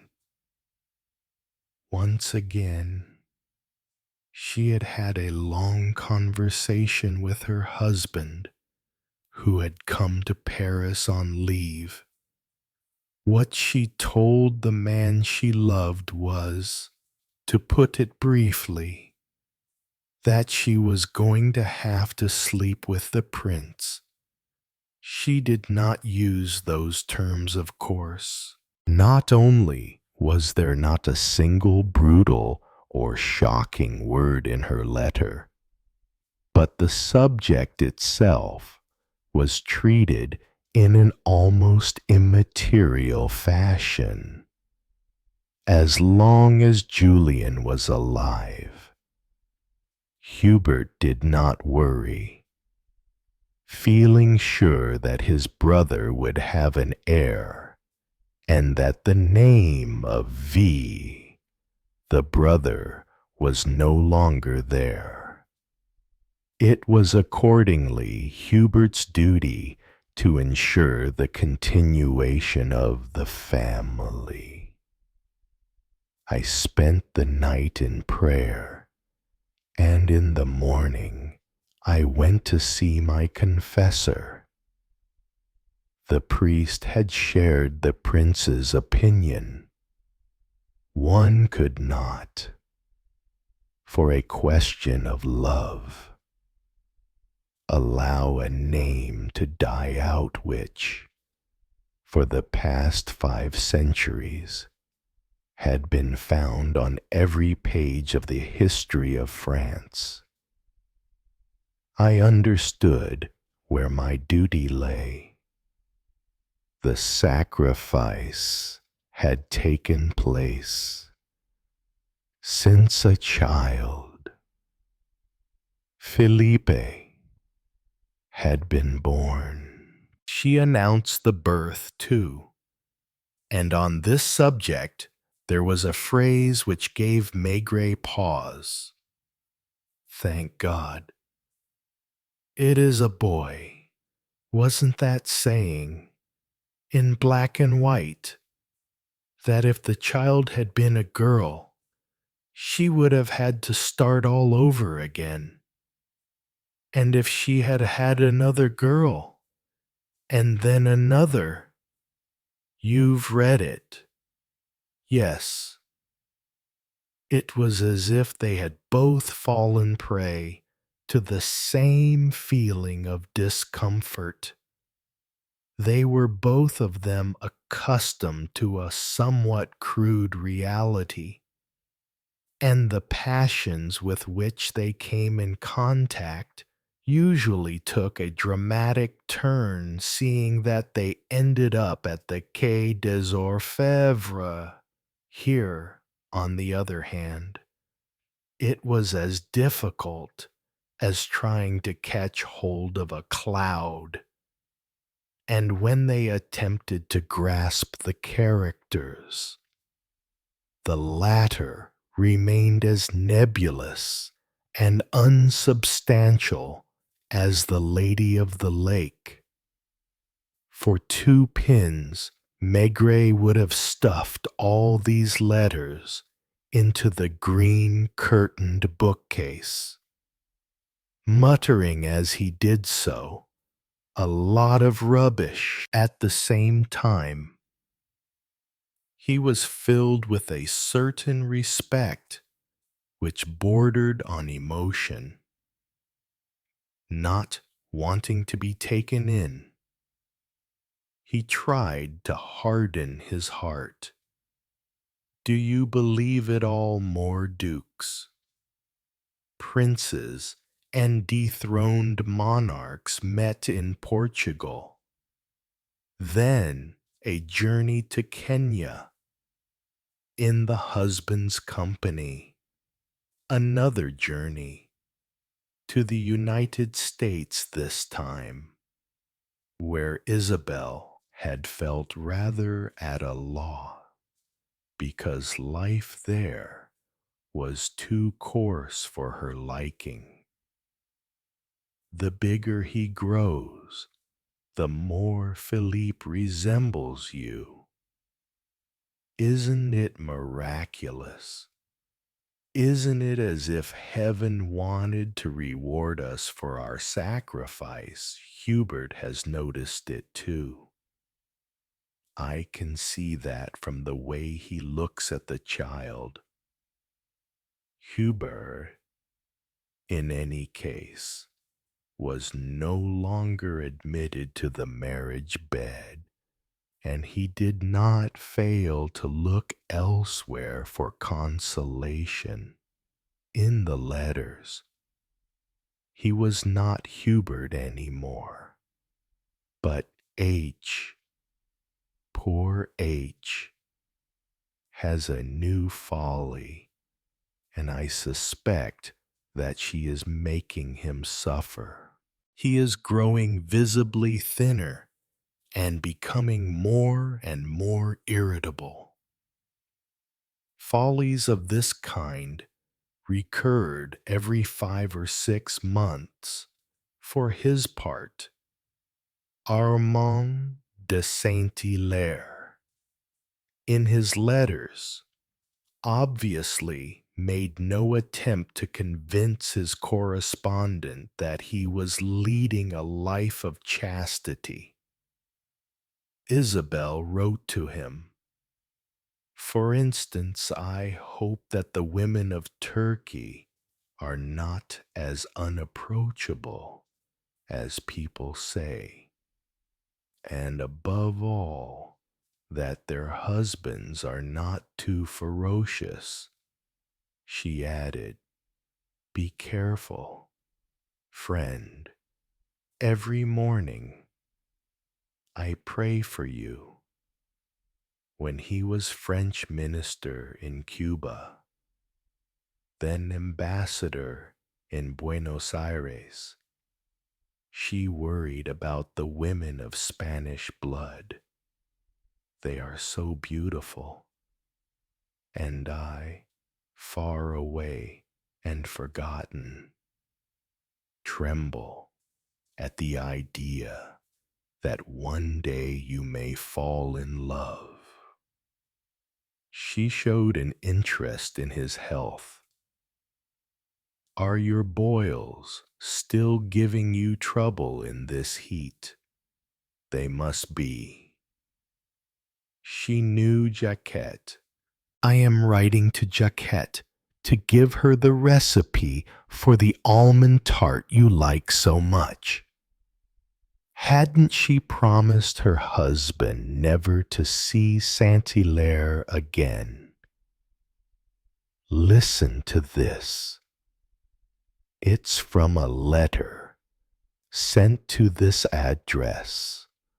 What an ineffable yet painful joy it was for me yesterday to see you from a distance at the opera. I like your graying temples, and a slight paunch gives you an incomparable air of dignity. All evening I was proud of you. It was only when I got back to the Rue de Varenne and looked at myself in the mirror that I felt frightened.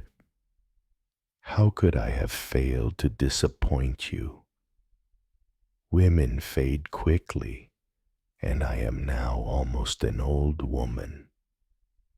They had seen each other like that, from a distance, fairly frequently. They even gave each other assignations of a sort.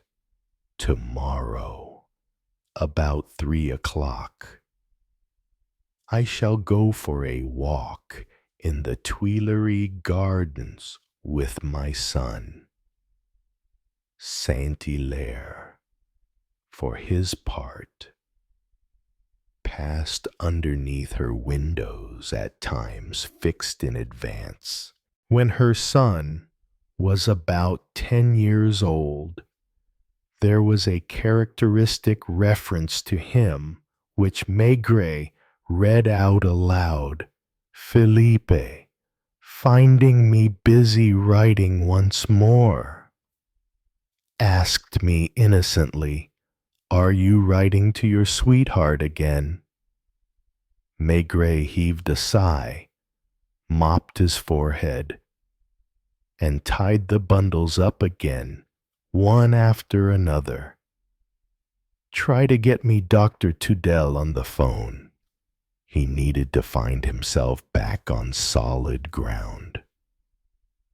The letters had been returned to their place in the bookcase, and he promised himself not to touch them again. "He's on the line, Chief." "Hello, Doctor." "Yes, Maigret speaking." "You finished 10 minutes ago." "No, of course I'm not asking you for all the details." While he was listening, he scribbled words and meaningless symbols on Saint-Hilaire's pad. "You're sure of that?" "You've already sent the bullets to Gastine Renette. I'll phone him a little later." "Thank you.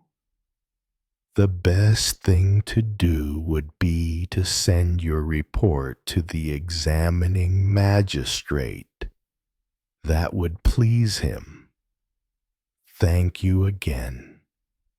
He started walking up and down the room with his hands behind his back, stopping now and then to look at the garden, where a cheeky blackbird was hopping around in the grass a few feet away from him. The first bullet, he explained to Janvier, was fired from the front.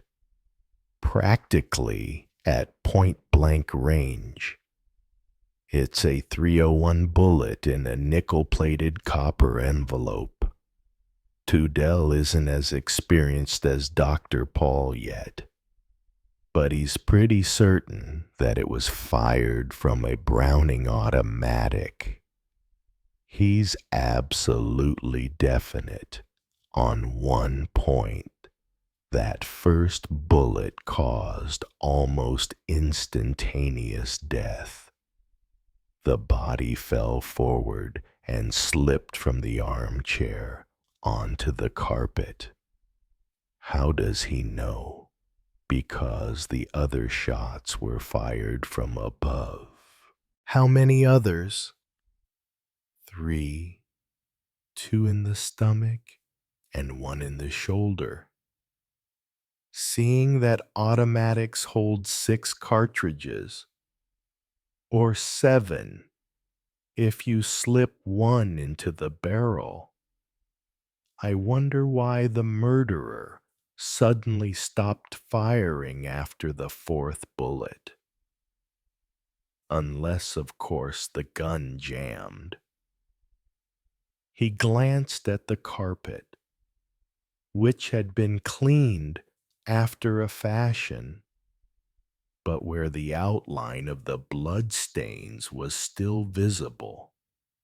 Either the killer wanted to make sure that his victim was dead, or else he was in such a state of excitement that he went on firing automatically. Get me mowers, will you? He had been too impressed that morning by the unusual aspect of the case to attend to the material clues himself, and he had left all that to the experts from the Criminal Records Office. Moors? Yes. How are you getting on? Yes, of course. First of all, did you find the cartridge cases in the study? No, not one. That was strange and seemed to suggest that the murderer knew that he was not going to be disturbed. After 4 loud shots, very loud shots if the gun was a 301 automatic, he had taken the time to search the room for the cartridge cases which would have been ejected quite a long way.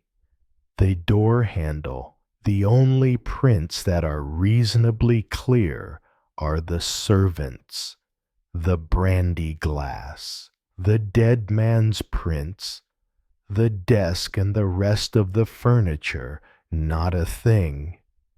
Chief, I mean there aren't any foreign prints apart from yours. The lock and the windows, the enlargements of our photos, show no signs of a forced entry. Isabel's letters might not resemble those of the lovers Maigret usually had to deal with, but the crime was real enough. 2 details, however, seemed at first sight to contradict one another. The murderer had gone on firing at a dead man, at a man who had stopped moving and who, with his head shattered, presented a horrifying sight. Maigret remembered the white hair, still quite plentiful, sticking to the gaping skull, one eye which had stayed open, and a bone protruding from the torn cheek. The medical experts stated that after the first shot, the corpse was on the floor, in front of the armchair, in the place where it had been found. This meant that the murderer, who had probably been standing on the other side of the desk, had walked round in order to fire again, once, twice, 3 times, from above, at close quarters, less than 2 feet away, according to Tudel. At that distance, there was no need to take aim in order to hit a given spot. In other words, it seemed that he had hit the chest and stomach on purpose. Didn't that suggest an act of vengeance? Or an exceptional degree of hatred? You're sure there isn't a gun anywhere in the flat? You hunted everywhere, even up the chimney, answered Janvier. Maigret, too, had looked for the automatic, which the old servant had mentioned, admittedly in rather vague terms. Go and ask the policeman on duty at the door if it isn't a 301 that he's carrying in his holster. A good many uniformed policemen were equipped with a gun of that caliber.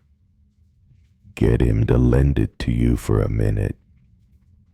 He too went out of the study, crossed the corridor, and pushed open the door of the kitchen, where Jacquette Larieux was sitting on a chair, holding herself very stiffly. Her eyes were shut, and she looked as if she were asleep. She started at the noise. "Will you come with me?" "Where, into the study? I should like to ask you a few questions." "I have already told you that I don't know anything." Once in the room, she looked all round her as if to make sure that nothing had been disturbed. "Sit down." She hesitated, unaccustomed, no doubt, to sitting down in this room in her employer's presence. "In that chair, please." She obeyed reluctantly, looking at the chief inspector more suspiciously than ever. Janvier came back with an automatic in his hand. "Give it to her." She shrank from taking it, opened her mouth to say something, then shut it again. Maigret could have sworn that she had been on the point of asking, "Where did you find it?" The weapon fascinated her. She found it difficult to take her eyes off it. "You recognize this gun?" "How can you expect me to recognize it? I have never examined it closely, and I don't imagine it's the only one of its kind. It is the type of weapon the Count possessed, though I suppose so. The same size I can't say. Hold it in your hand." "Is it roughly the same weight?" She flatly refused to do what they asked. "It wouldn't be any use, seeing that I have never touched the one that was in the drawer. You can take it back to the policeman. Janvier, You don't need me anymore. Stay where you are, please. I suppose you don't know whether your master ever gave or lent his pistol to anybody. To his nephew, for instance, or to somebody else. How should I know? All I know is that I haven't seen it for a long time. Was the Count de Saint-Hilaire afraid of burglars? Certainly not. Neither burglars nor murderers. The proof of that is that in summer he used to sleep with his window open, even though we are on the ground floor, and anybody could have got into his bedroom. He didn't keep any valuables in the flat. You and your men know better than I do what there is there. When did you enter his service? Straight after the 1914 war. He had just come back from abroad. His valet had died. Then you were about 20 years old at the time, 28. How long had you been in Paris? A few months. Before that, I had lived with my father in Normandy. When my father died, I had to find a job. Had you had any affairs? What did you say I asked you? Whether you had had any sweethearts or a fiancé? She looked at him resentfully. Nothing like what you are thinking. So you lived alone in this flat with the Count de Saint-Hilaire. Is there anything wrong in that? Maigret was not asking questions in any logical order, for nothing struck him as logical in this case, and he moved from one subject to another as if he were looking for the tender spot.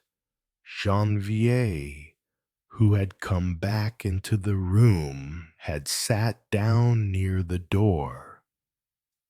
When he lit a cigarette and dropped the match on the floor, the old woman, who did not miss anything, called him to order.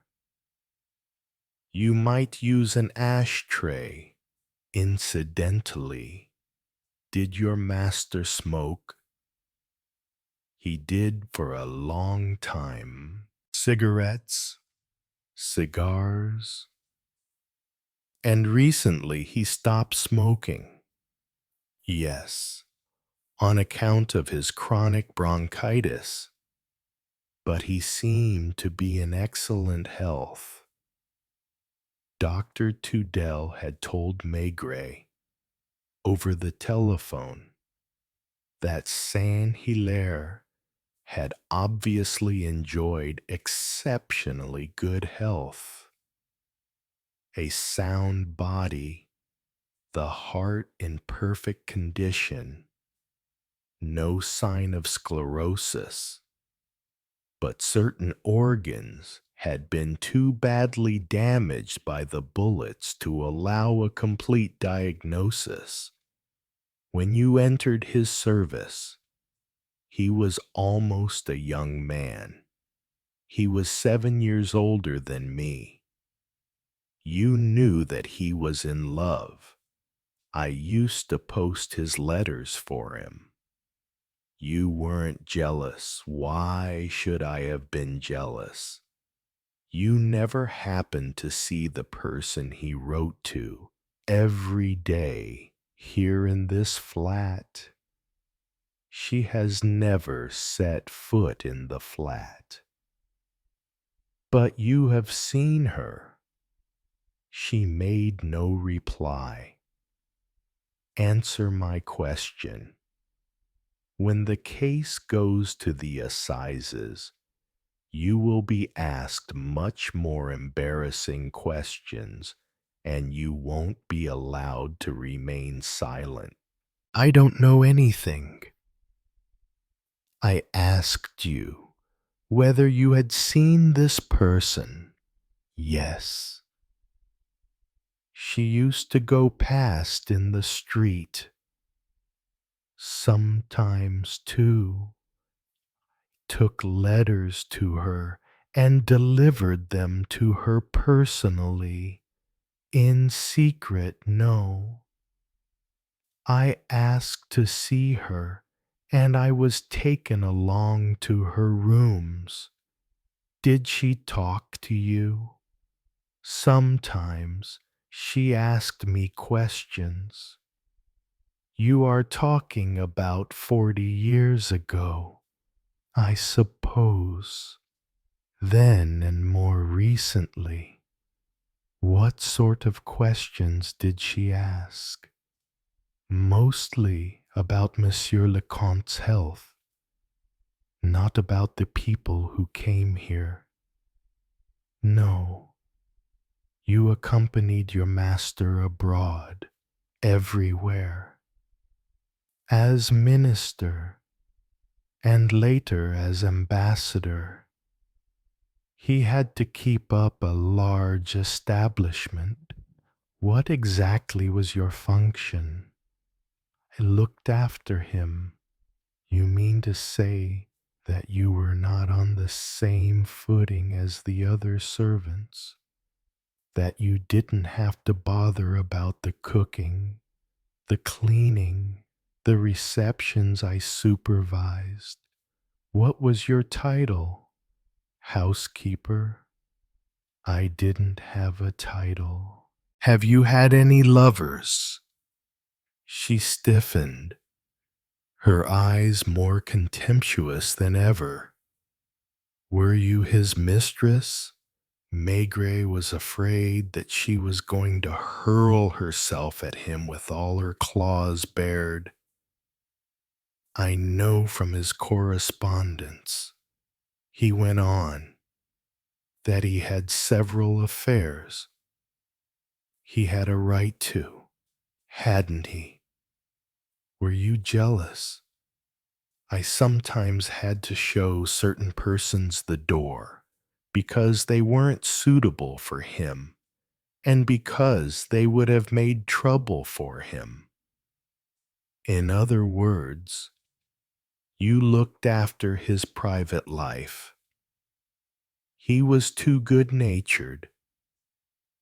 He had remained very naive. Yet he filled the delicate role of ambassador with considerable distinction.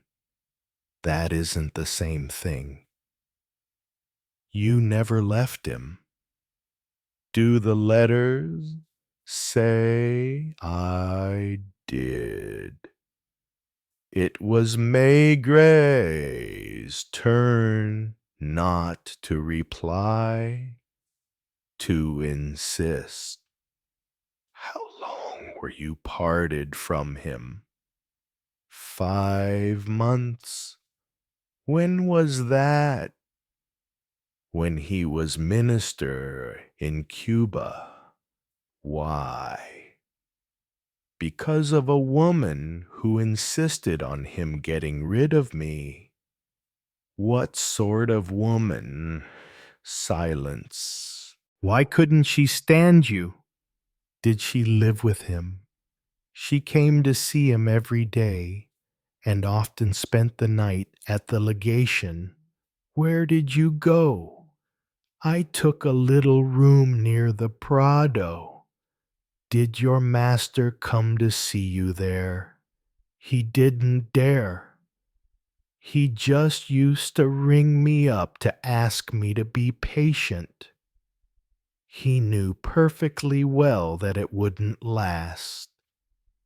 All the same, I bought my ticket to go back to Europe. But you didn't go. He came to fetch me the day before I was due to leave. Do you know Prince Philippe? If you've really read the letters, you don't need to ask me all these questions. It shouldn't be allowed. Going through somebody's correspondence after he's dead. You haven't answered my question. I used to see him when he was young. We're in the Rue de Varenne. He was often with his mother. You didn't think of ringing up the princess this morning. Before going to the Quai d'Orsay, she looked at him full in the face, without flinching. Why didn't you? Seeing that by your account, you had served for a long time as a link between them, because today was the day of the funeral, and later this morning, while we were out of the house, weren't you tempted to tell her what had happened? She stared at the telephone. There has always been somebody in the study. There was a knock at the door. It was the policeman on duty in the street. I don't know if this is of any interest to you. I thought you might like to see the paper. It was an early edition of an evening paper which must have come out an hour before. A fairly prominent headline across 2 columns at the bottom of the front page announced Mysterious Death of Ambassador. The text was brief. This morning, at his home in the Rue Saint-Dominique, the body was discovered of the Count Armand de Saint-Hilaire, who for many years served as French ambassador in various capitals, including Rome, London, and Washington. Since his retirement some years ago, Armand de Saint-Hilaire had published 2 volumes of memoirs, and he was correcting proofs of a 3rd volume when, so it seems, he was murdered. The crime was discovered early this morning. An old servant. It is not yet known whether some mysterious motive is to be looked for. He handed the paper to Jacquette and looked hesitantly at the telephone. He wondered whether they had read the paper in the Rue de Varenne, or whether somebody had already told Isabel the news. In that case, how was she going to react? Would she dare to come here herself? Would she send her son to make inquiries? Or would she just sit and wait in the silence of her house, where, as a sign of mourning, the shutters had doubtless been closed? Shouldn't Maigret? He stood up, annoyed with himself, annoyed with everything, and went and planted himself in front of the French window, knocking his pipe out on his heel, to Jacquette's indignation. Chapter 4. Shadow in the Garden. Maigret stood for a long time in front of the open window. his pipe long since extinguished. The May breeze brought the scent of lime blossoms into the room, but he sensed something else in it, the faint scent of freshly extinguished cigarette ash. Not the Comte's. He turned back to the table, his fingers running across the smooth surface of the ashtray. There was no but. Someone had smoked it and taken it away. He picked up the phone and called mowers. During the investigation, did you check the soil outside the steps leading down to the garden? Maigret asked. Yes, but only a few old, very faint shoe prints, possibly those of the homeowner. Not sure, he mused. I want enlarged photos. Immediately. Janvier looked at him, about to ask a question, but stopped. Maigret was still lost in thought when there was a knock on the door. Jacquet poked his head in, his face paler than usual. There's someone in the garden, she said, her voice low but trembling. Maigret walked quickly out into the corridor and looked out at the window. Amid the trees and the patchy sunlight, a tall, thin figure in a pale coat had just disappeared behind the brick wall at the end of the garden. He rushed down the stairs, but when he got there, he found only the side gate ajar. The figure had disappeared. When he returned to the study, Maigret found Jacquet standing close to the bookcase, as if to shield something. What are you doing here? He asked harshly. I'm just dusting. He said nothing, just walked over and gently pushed her aside. On the floor, right next to the dresser, was an old cream-colored envelope, unsealed. There was no address on the outside, just a handwritten note. Pour toi ce soir, for you tonight. Maigret opened it. Inside was a short note, written in a feminine handwriting, slightly slanted. Meet me at 9 o'clock, in the back garden. No one must know. There was no signature, but the handwriting was identical to that in Isabelle's letters. Maigret put the letter in his pocket, then looked straight at Jacquet. Do you know this letter? I have never seen it before, she replied, looking at the floor. And you did not hear anyone in the garden last night, I told you. I went to bed at 10.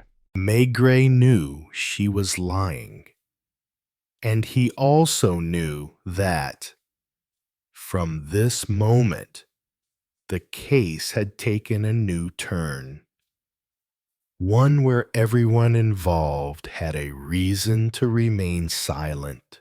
Chapter 5.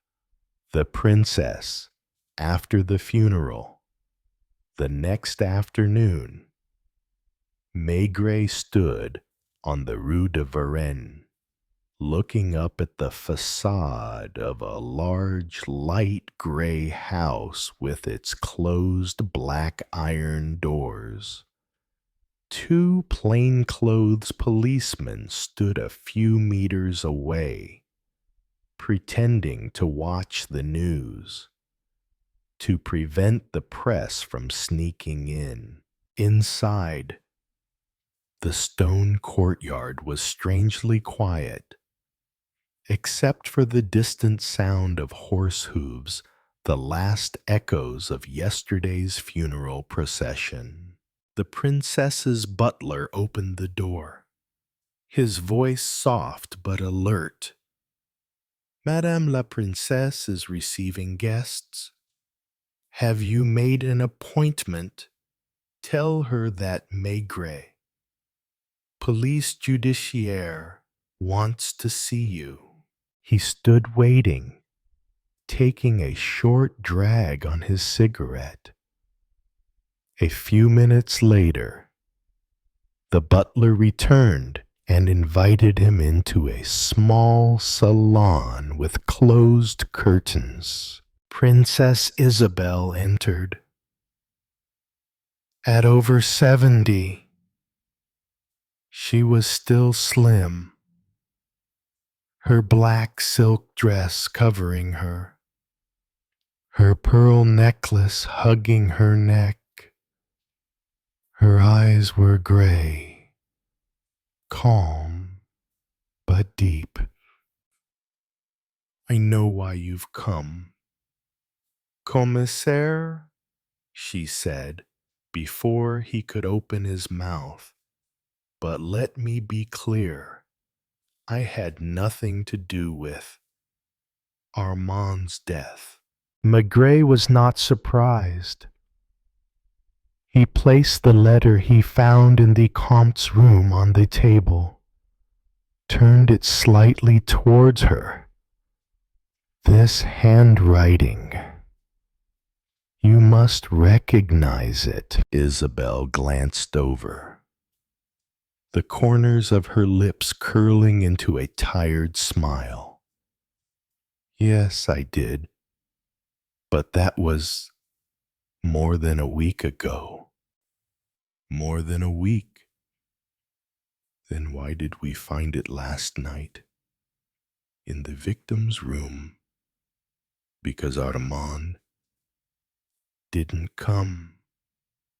It was raining that night. I waited in the back garden. He didn't show up. I think he changed his mind." Maigret tilted his head, his eyes never leaving her.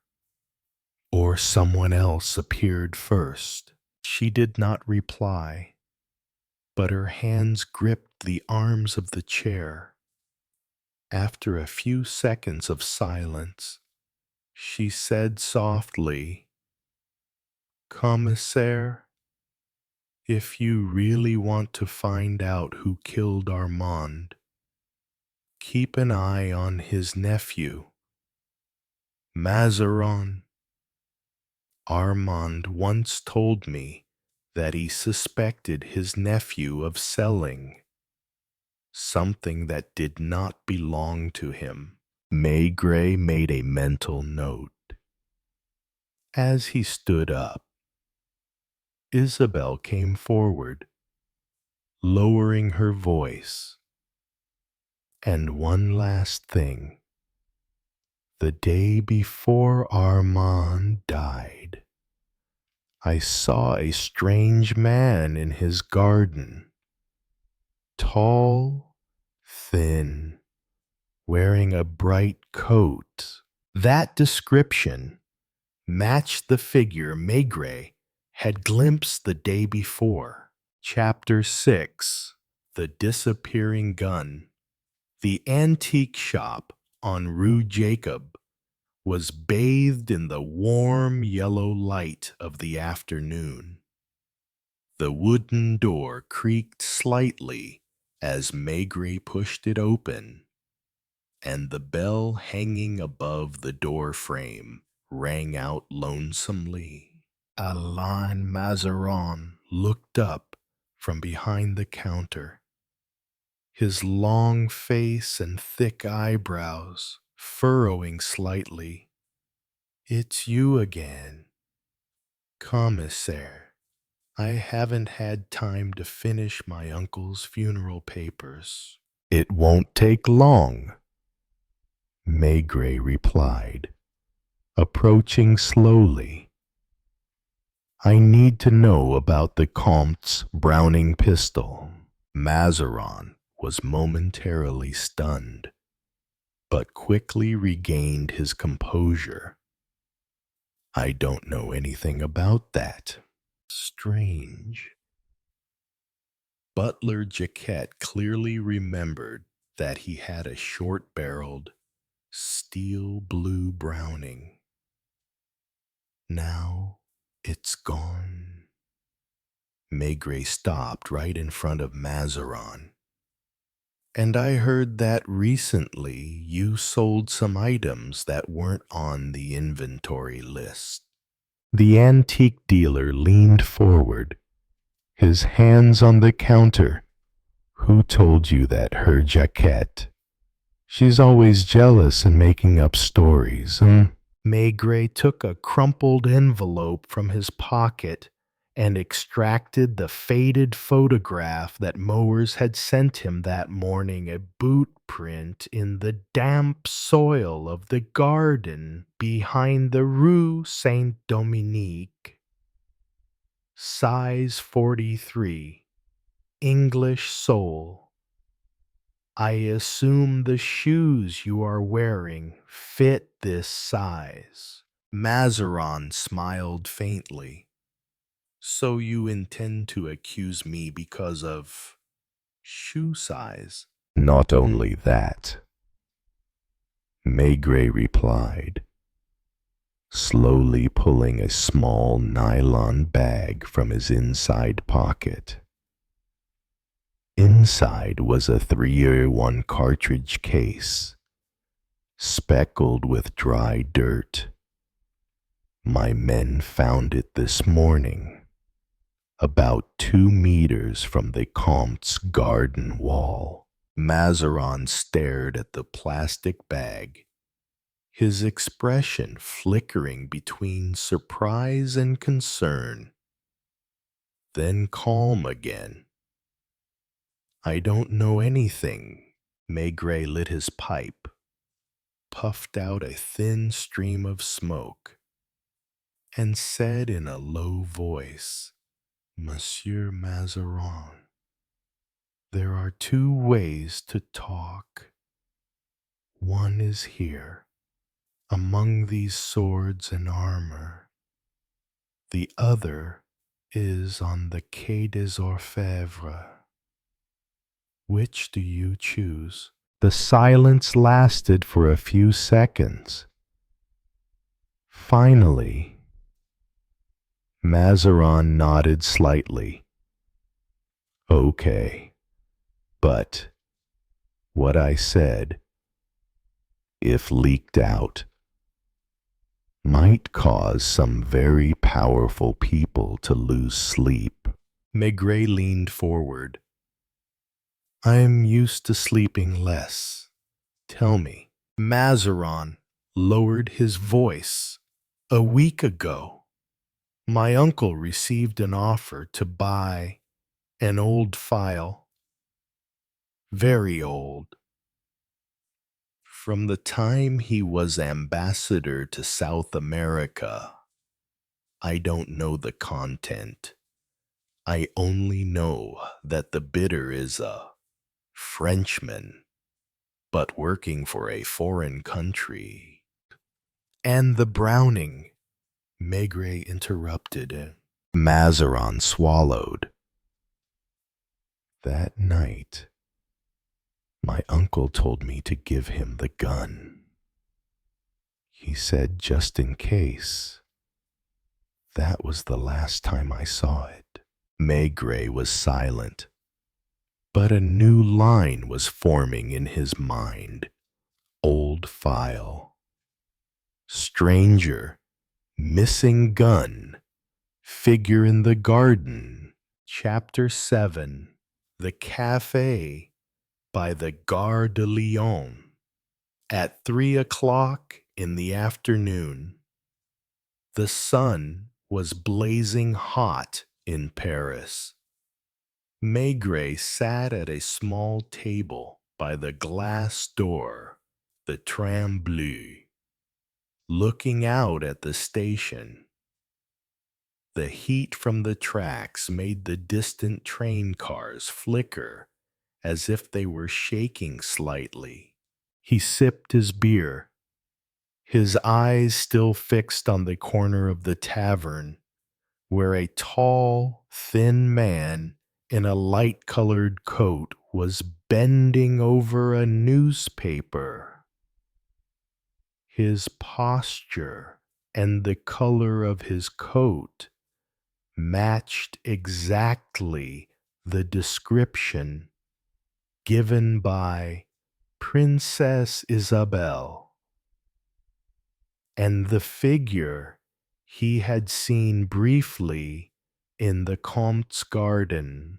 Janvier, playing the role of passenger, sat at the counter, pretending to read the menu, but keeping his eyes on the menu.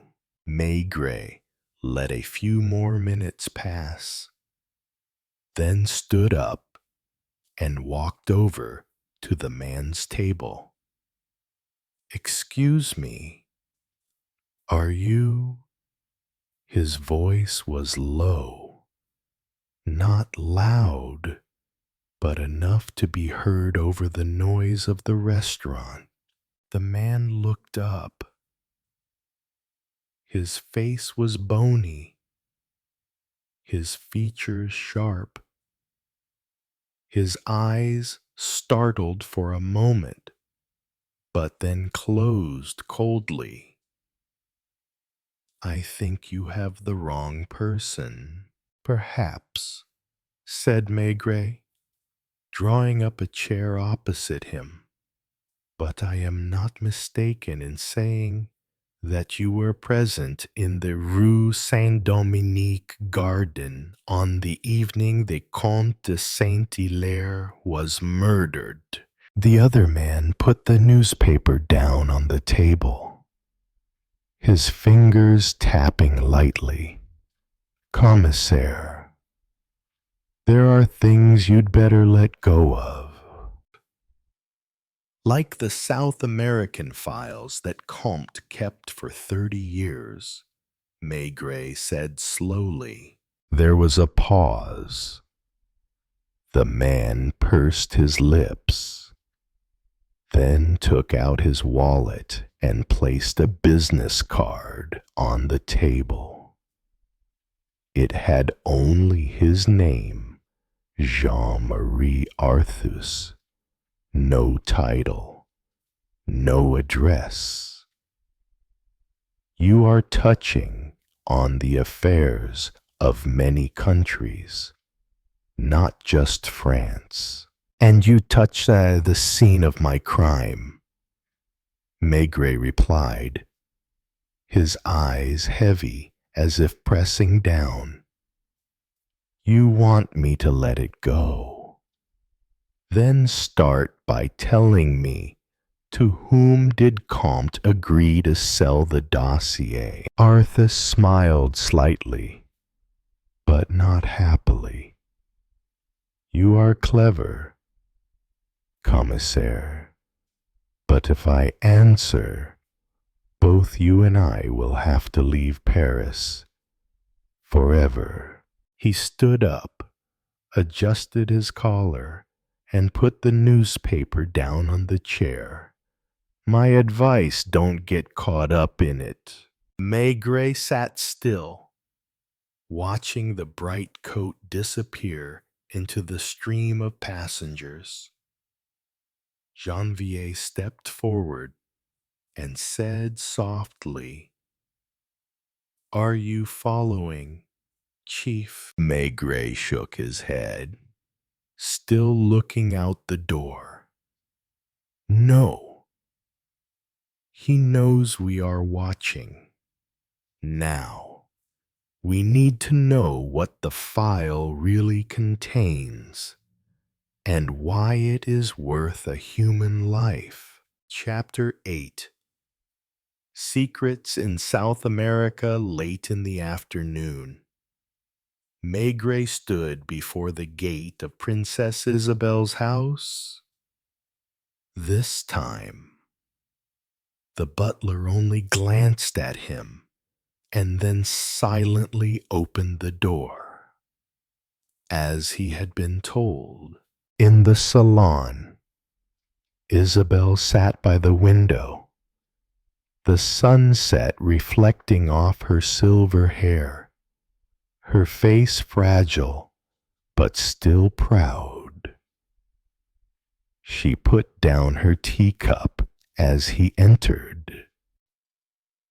"Commissaire, have you seen him?"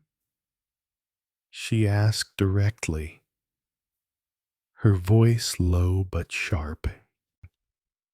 "Jean-Marie Arthus," Maigret replied.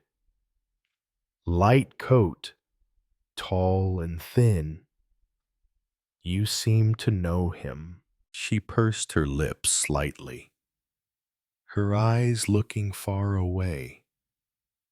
He was a commercial attaché in Buenos Aires more than 30 years ago. At that time, Armand was the ambassador. Maigret approached, his voice even. "And the file is from that time." Isabel was silent for a long time, then nodded slightly. "In 1948, there was a disappearance. A French engineer named Delambre.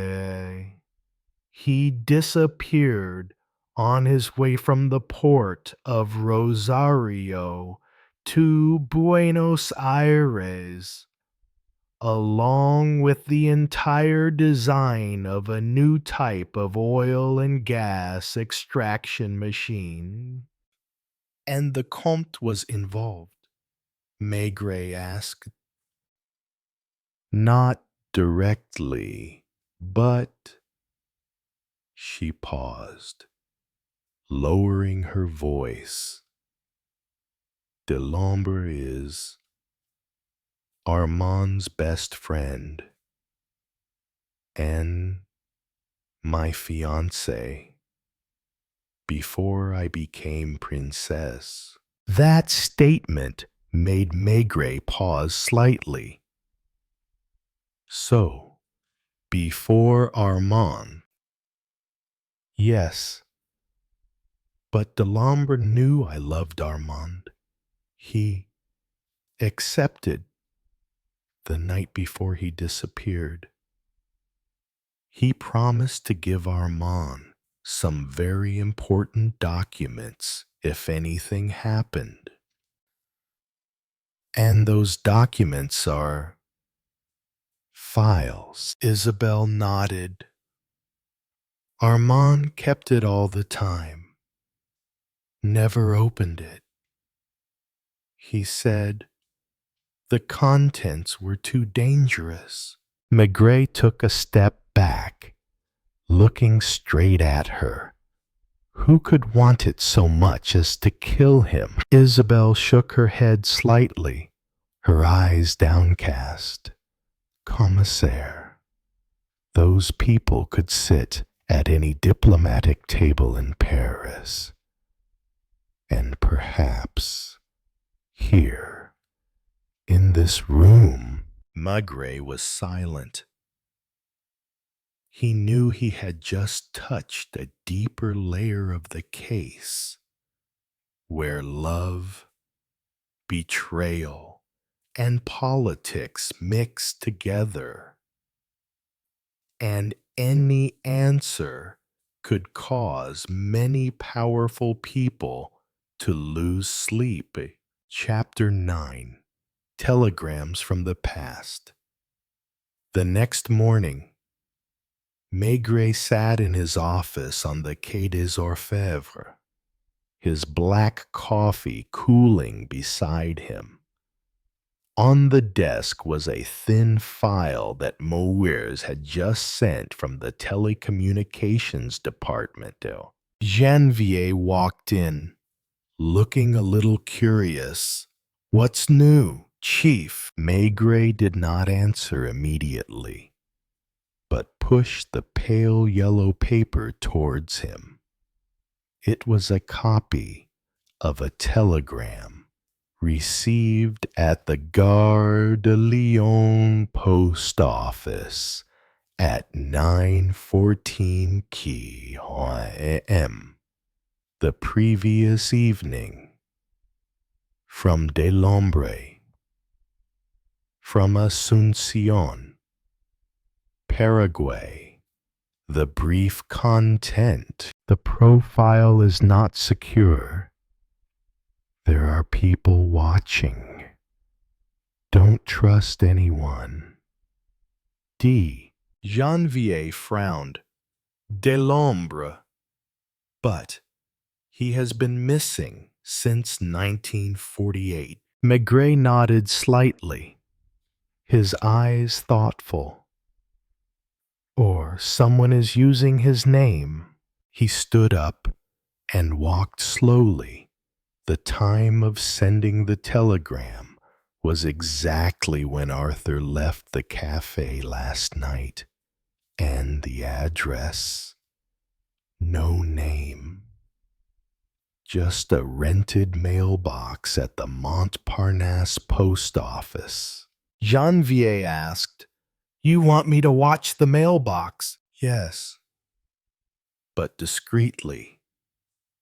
"If the claimant is Arthus, we need to know where he went next." Maigret returned to the table and pulled from a drawer a list of French diplomats who had served in South America in the late 1940s. His finger stopped on one name: Colonel Pierre Valnord, military attaché in Buenos Aires at the time of Comte. "Lucas," Maigret called loudly through the door, "contact the military archives immediately. Get me the Valnord files, especially the year 1948. As Lucas left, Maigret turned to Janvier. "There is a link here. Delambre disappeared. Valnord suddenly left office that same year. And now someone killed the Comte to get the file back." Janvier asked quietly, "Chief, do you think Delambre is still alive?" Maigret lit his pipe. Looking out at the Seine in the morning mist. If he is still alive, then he is the key to unlocking this whole case.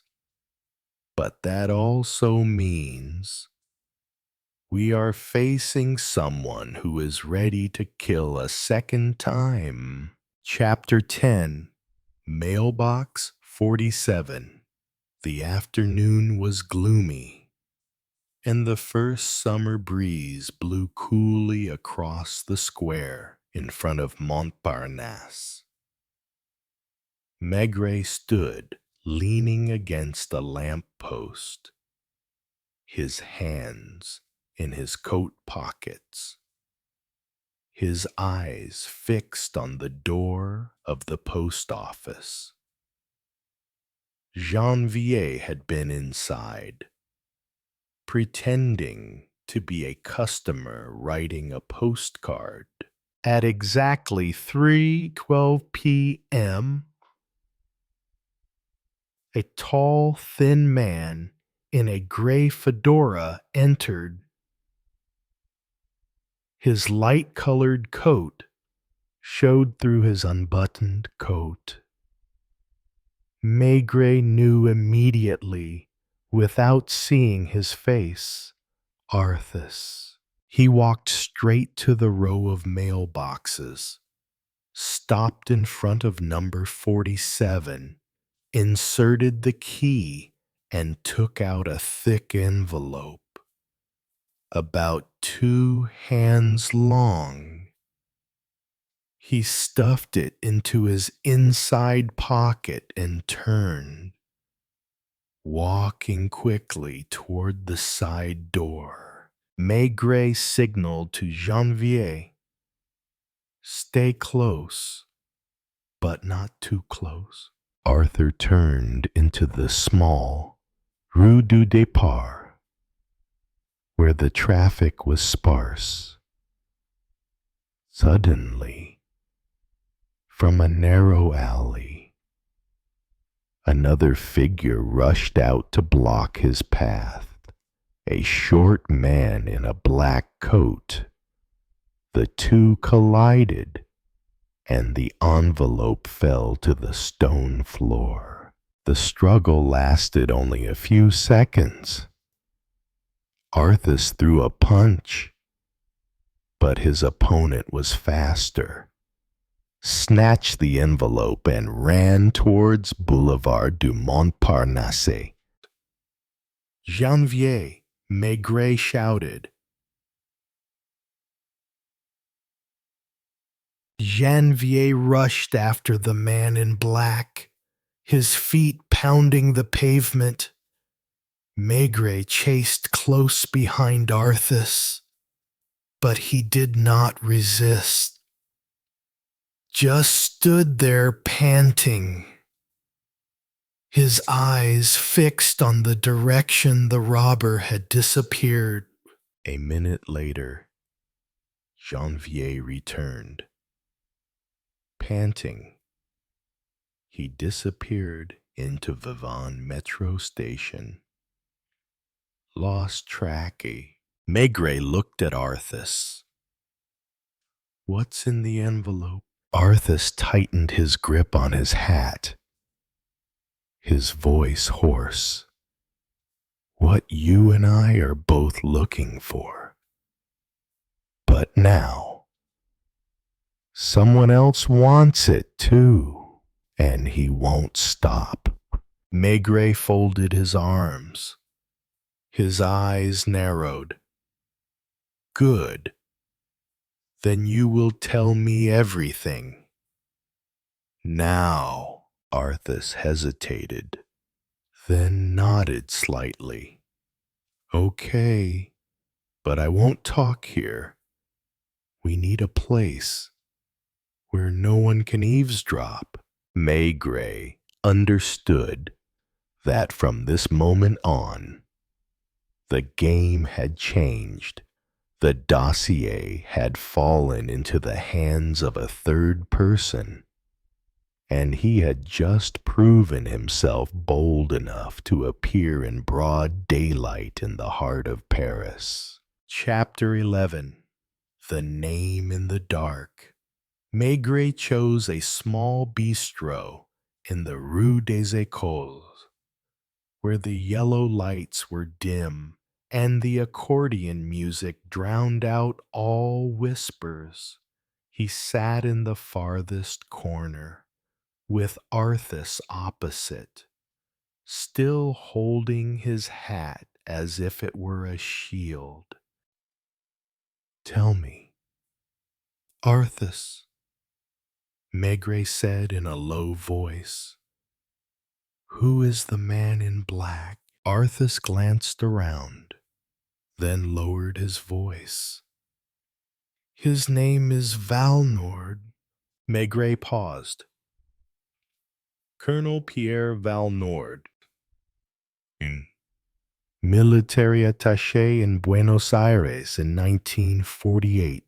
Last person seen talking to Delombre before he disappeared." Maigret took a drag on his cigarette, the smoke curling in the yellow light. And now he wants the file. Not just one.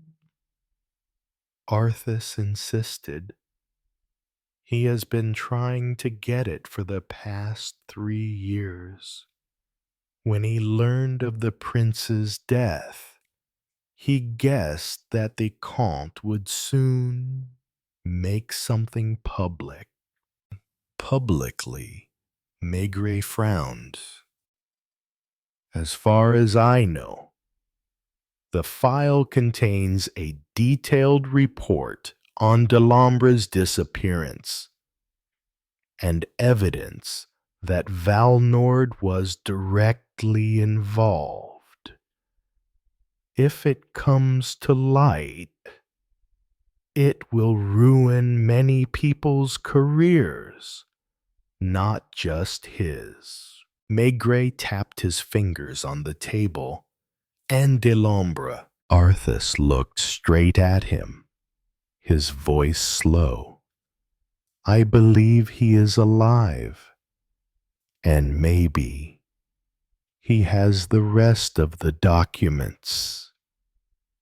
The telegram from Paraguay last night was his warning, but also an invitation if you want the truth.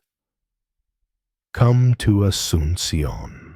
Maigret was silent for a few seconds, then asked, Where is Valnord now? He lives in Neuilly, but has a small apartment near the Quai d'Orsay. Occasionally, he works for very high-ranking people. Maigret stood up and put the money on the table. Good. We'll go there tonight. And Arthas. He looked deeply into his eyes. If you hide any more details from me, consider you an accomplice. Arthas nodded slightly, but Maigret knew that, in this game, no one said everything from the start. Chapter 12. The 1963 Photo. The Paris night was misty. Maigret and Arthur walked quickly down the narrow street near the Quai d'Orsay. Valnord's apartment was on the second floor of a Haussmannian building. The door was old, but the lock was still shiny, a sign of frequent use. Arthas took a small key from his pocket and explained briefly, I was asked by Valnord to look after the apartment for a few weeks. It was dark inside. Maigret turned on a small flashlight and scanned the impersonally tidy living room. Several maps of South America hung on the walls. Red dots marking Buenos Aires, Asuncion, and Montevideo. They rummaged through the desk drawers, a military file, a few old passports. But what stopped Maigret was a brown envelope of photographs. He slid out the first photo and paused. In the photo, Count de Saint-Hilaire stands on the steps of a colonial building, shaking hands with a man in a white shirt and a wide-brimmed hat, Delambre, older than the 1948 documentary photo, but the face is unmistakable. In the corner of the photo, the handwritten text reads, Asuncion, June 1963. Maigret glanced at Arthas. his eyes sharp as knives. So Delambre is not dead. Arthas nodded slightly, and Comte met him. After everyone believed he was missing, Maigret turned to the next photo. Delambre was sitting at a picnic table next to a young, dark-haired woman in sunglasses. In the background, a man in military uniform could be seen. Valnord. "Three together," Maigret whispered. "And if this photo is real, it means the disappearance of 1948 was a play." Footsteps suddenly sounded in the corridor. Maigret signaled, and they both turned off their flashlights and hid behind the door. The lock turned, the latch swung open, and the silhouette of a large man entered. In the dim light from the corridor, Maigret recognized the outline of a military cap. Valnord. As soon as he closed the door, the flashlight beam swept straight into his face. Maigret stepped forward, his voice cold. "Hello, Colonel. We need to talk now." Chapter 13. The Reason for a Death. Valnord stood motionless for a few seconds, his eyes adjusting to the flashlight beam. His face was tan, blue veins standing out at his temples. "Commissaire Maigret," he growled softly, "I didn't think we'd meet again. This way." Maigret did not put down the lamp. "Colonel, I have just seen the photos from 1963.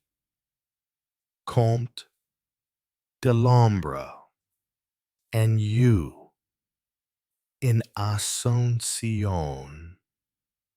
How do you explain that?" Valnord sighed, hung his hat on the peg, and sat down in an armchair, as if accepting the game.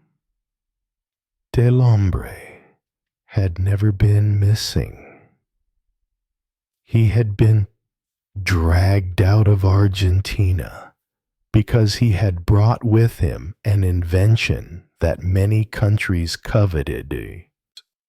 "And the disappearance of 1948, Maigret asked. "A play created by Comte and I. At that time, the political situation was unstable, and Delambre had revealed too much to some people at the Ministry of Commerce. If it had been revealed, he would have been eliminated." Arthas interrupted, his voice tense. "What about the file?" Valnord glanced at him, then turned back to Maigret. "That file is a copy of the entire blueprint, plus the correspondence between Delambre and Isabelle." Maigret frowned. Isabelle. She was the go-between. Thanks to her connection with the Comte, she helped smuggle Delambre out of Buenos Aires and hide him in Paraguay. But Valnord paused, looking straight at Maigret. The file also contained a report on secret arms deals, signed by several high-ranking figures in Paris. Maigret understood immediately The reason for Comte's murder was not just love or inheritance. It was politics and money. A bullet more dangerous than any Browning. And who has the strongest motive to get the file? He asked. Valnord curled his lips. People are drinking champagne at the Quai d'Orsay tonight. But there is one name. He leaned forward. Armand knows it, and he intends to reveal it to Isabel right after the prince's funeral. Maigret looked at Valnord, then at Arthas. He sensed that the smell of cigarette smoke in the room was heavier. Not his, nor Arthas's. In the ashtray, on the table, a cigarette still steamed. An expensive American cigarette. The kind that only a few in the Parisian diplomatic circle smoked. Someone had been here before them and might know what they had just discovered. Chapter 14. The Cigarette of the Powerful. Maigret lifted the cigarette butt from the ashtray and smelled it. The smell was strong, slightly sweet, and spicy on the back of the tongue. The typical American Chesterfield king-size cigarette. Very rare in Paris and imported in limited quantities only for a few diplomatic warehouses. He put the cigarette butt into a nylon bag and carefully tucked it into his coat. Colonel, who in the diplomatic community in Paris smokes this brand? Maigret asked us. Valnord thought for a moment, then replied softly, only a few people. But there is one person famous for this habit, Henri Commiers. Arthas raised his eyebrows. The guy at Quai d'Orsay, the morning Comte died. Maigret nodded, his face hardening. Yes. And that morning, he was the first one on the scene. Before me, Valnord interjected. Commiers was in South America in the 60s as third secretary in Montevideo. I don't believe that's a coincidence. Maigret remembered Commiers' confident manner and his patronizing tone in the room that first morning. If he had known about the dossier long ago, the Comte's death might have been the end of a plan that had lasted for decades. Colonel, you and Arthas will keep quiet about this. Maigret stood up. I will ask Commiers myself. Valnord warned. He does not act alone. Maigret did not answer. He had a plan in mind. Commiers would be lured to an unavoidable place. And if he did get involved, he would make a mistake. As Maigret stepped out into the street, the sky in Paris that night was heavy with clouds. The yellow streetlights casting his shadow long on the sidewalk. He knew he was entering the most dangerous part of the case, where each question could cost a life. Chapter 15. The Trap at the Quai des Orfèvres. The next morning, An urgent invitation was sent to Henri Cromière under the guise of a confidential discussion about the Count de Saint-Hilaire affair. The location, a small conference room on the third floor of the Quai des Orfèvres, with windows overlooking the Seine. Cromières entered in a light gray suit, navy tie, and a light but sharp scent of cologne. He smiled politely. Commissaire, you have kept this matter as confidential as I asked. Maigret did not reply, but only invited him to sit down. On the table, a large envelope lay neatly. In here, Maigret said slowly, is a copy of a photograph taken in 1963 in Asuncion. Would you like to see it? Cromière raised his eyebrows slightly, but took it, his eyes quickly scanning the pictures of the Comte, de l'Ombre and Val Nord. For a moment, the corners of his lips lifted. Interesting. He put the envelope down. But I don't see how it has anything to do with the case. Maigret lit his pipe and blew out smoke evenly. You say that because you think I don't know. You worked in Montevideo at that time. He tilted his head slightly. His eyes sharpened. It seems you have learned a lot.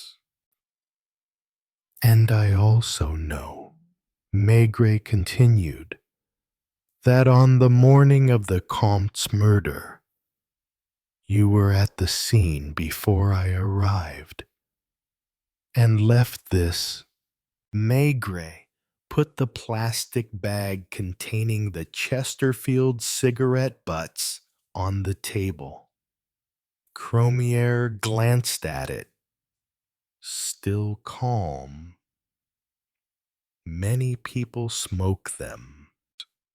Not in Paris, Maigret interrupted, except for a few who have access to the diplomatic vault, and only the person present in the office could have smoked it and put it out in the ashtray on the Comte's desk before it was all cleared away.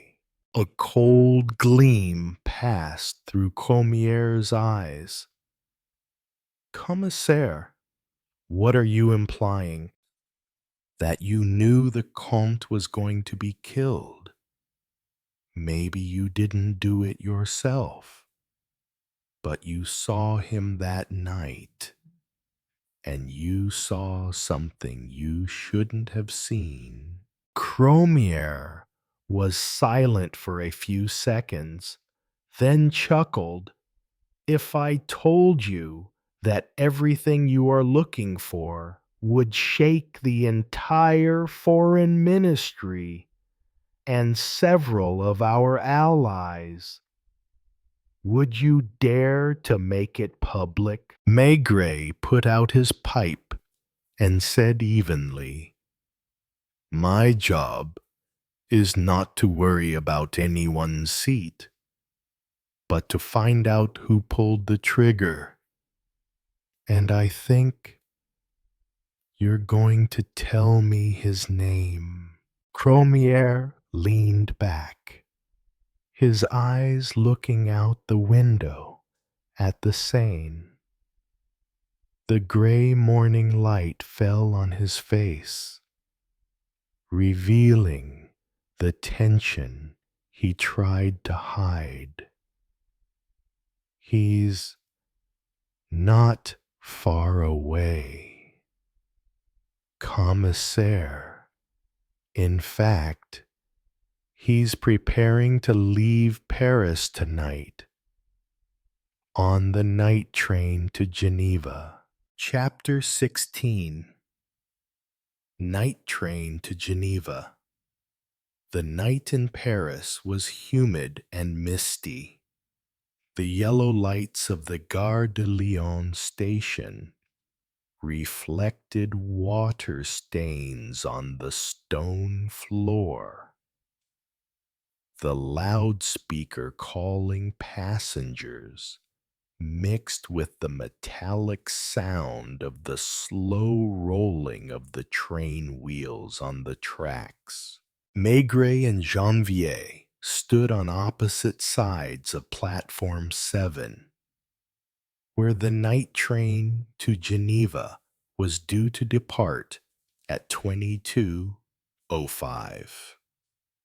Cromier gave a brief description. Man, about 50, stocky, carrying a brown leather suitcase and wearing a soft hat. At 10 to 10, the crowd began to board the train. Janvier gave a slight signal. A man matching the description was walking down car 4, his eyes darting around as if looking for someone following him. Maigret approached from the opposite direction. When the distance was only a few meters, the platform lights tilted, revealing the face of Alain Mazarin. Mazarin stopped when he recognized Maigret. "You," he said. His voice choked. Maigret kept his voice calm but firm. "Where are you going in such a hurry, Mr. Mazarin? Is something waiting for you in Geneva, or the buyer of the dossier?" Mazarin tried to swerve to the right, but Janvier blocked it. He looked around, realizing the exit was blocked by 2 more plainclothes policemen. "You misunderstood," Mazarin stammered. "I just want to get out of Paris as soon as Cromier reveals the murderer," Maigret interrupted. "And I guess Comte's Browning is in your suitcase." There was a moment of silence. Then Mazarin lunged for the compartment, but Janvier threw him down, and the suitcase flew open. The lock flew open. Inside was not only a steel blue Browning, but also a thick envelope bearing the old seal of the French embassy in Buenos Aires. Maigret bent down, picked up the gun, and looked closely at the cold steel barrel. "This gun fired 4 shots into your uncle. And this envelope." He glanced quickly at the words on the outside. "Is the original file that many people would kill to have." Mazarin collapsed on a wooden bench by the platform, his head bowed, his breathing rapid. Maigret stood before him, his voice low but firm. "You will tell me from the beginning who hired you And why did you choose the night of the prince's death? The loudspeaker announced the departure time, but the night train to Geneva would leave the station without Mazarin on board. Chapter 17. The Nephew's Confession. The interrogation room on the Quai des Orfèvres was quiet.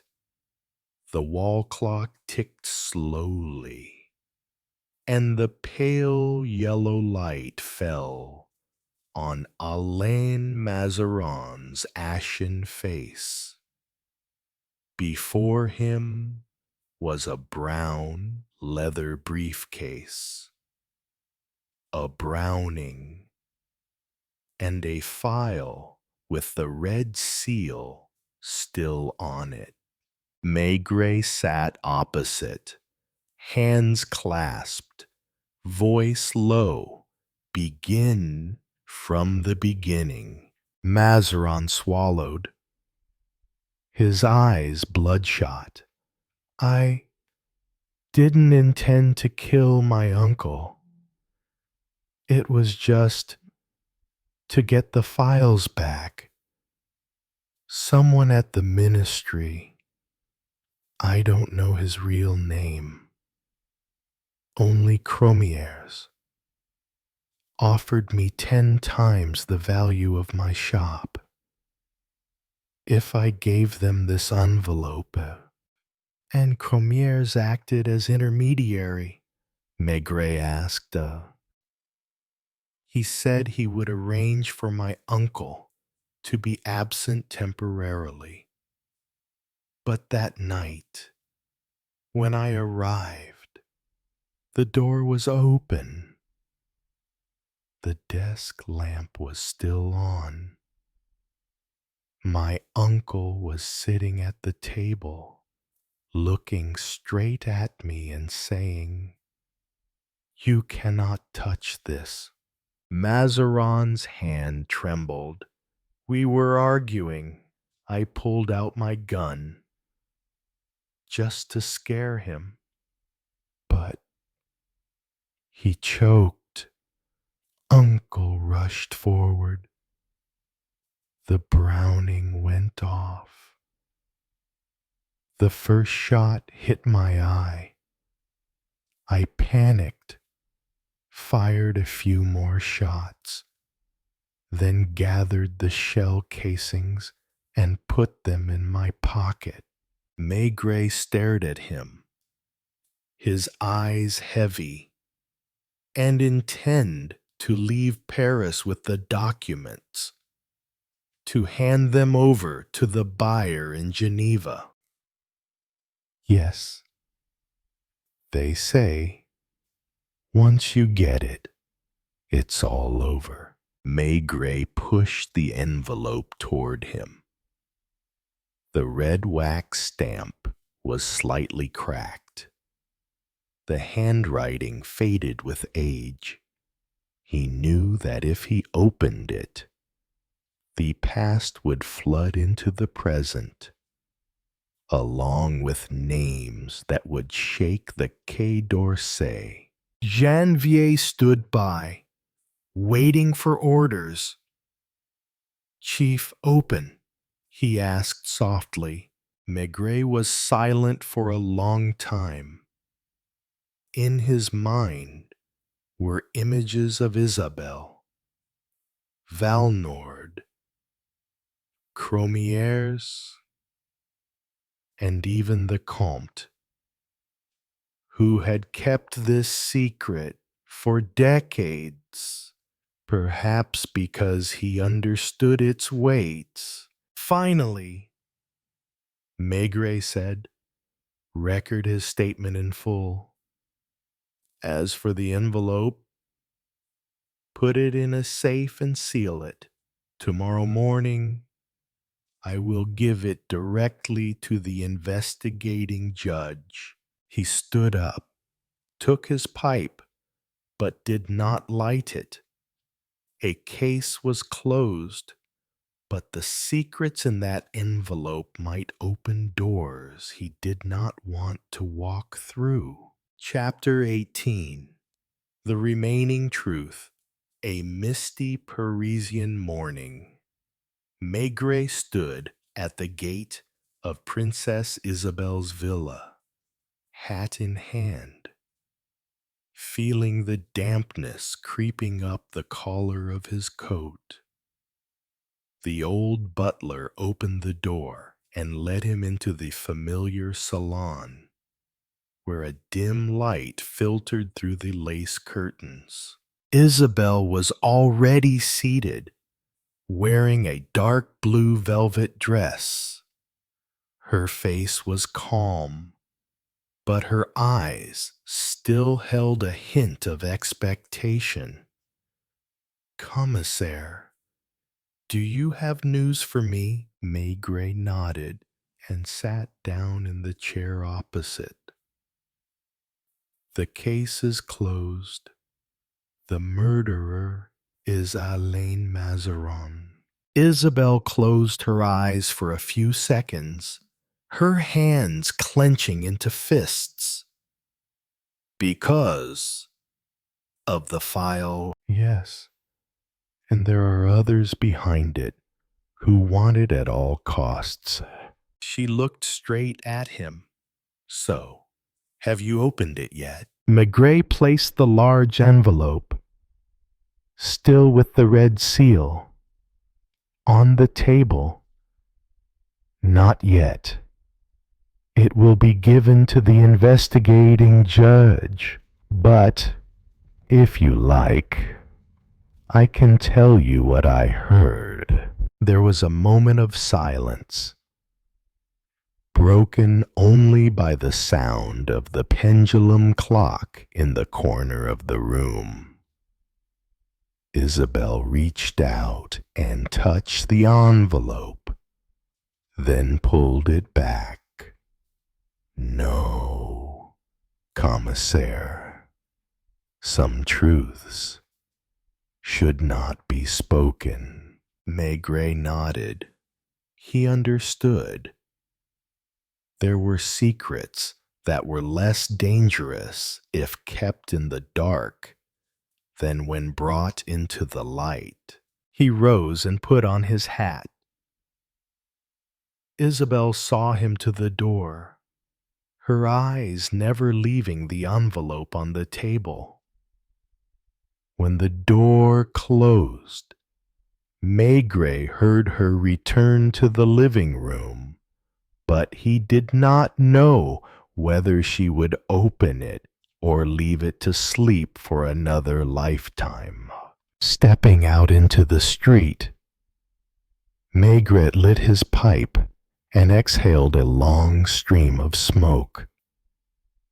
Paris was still noisy this morning, as if what had just happened were just a speck of dust in the endless whirl of the city.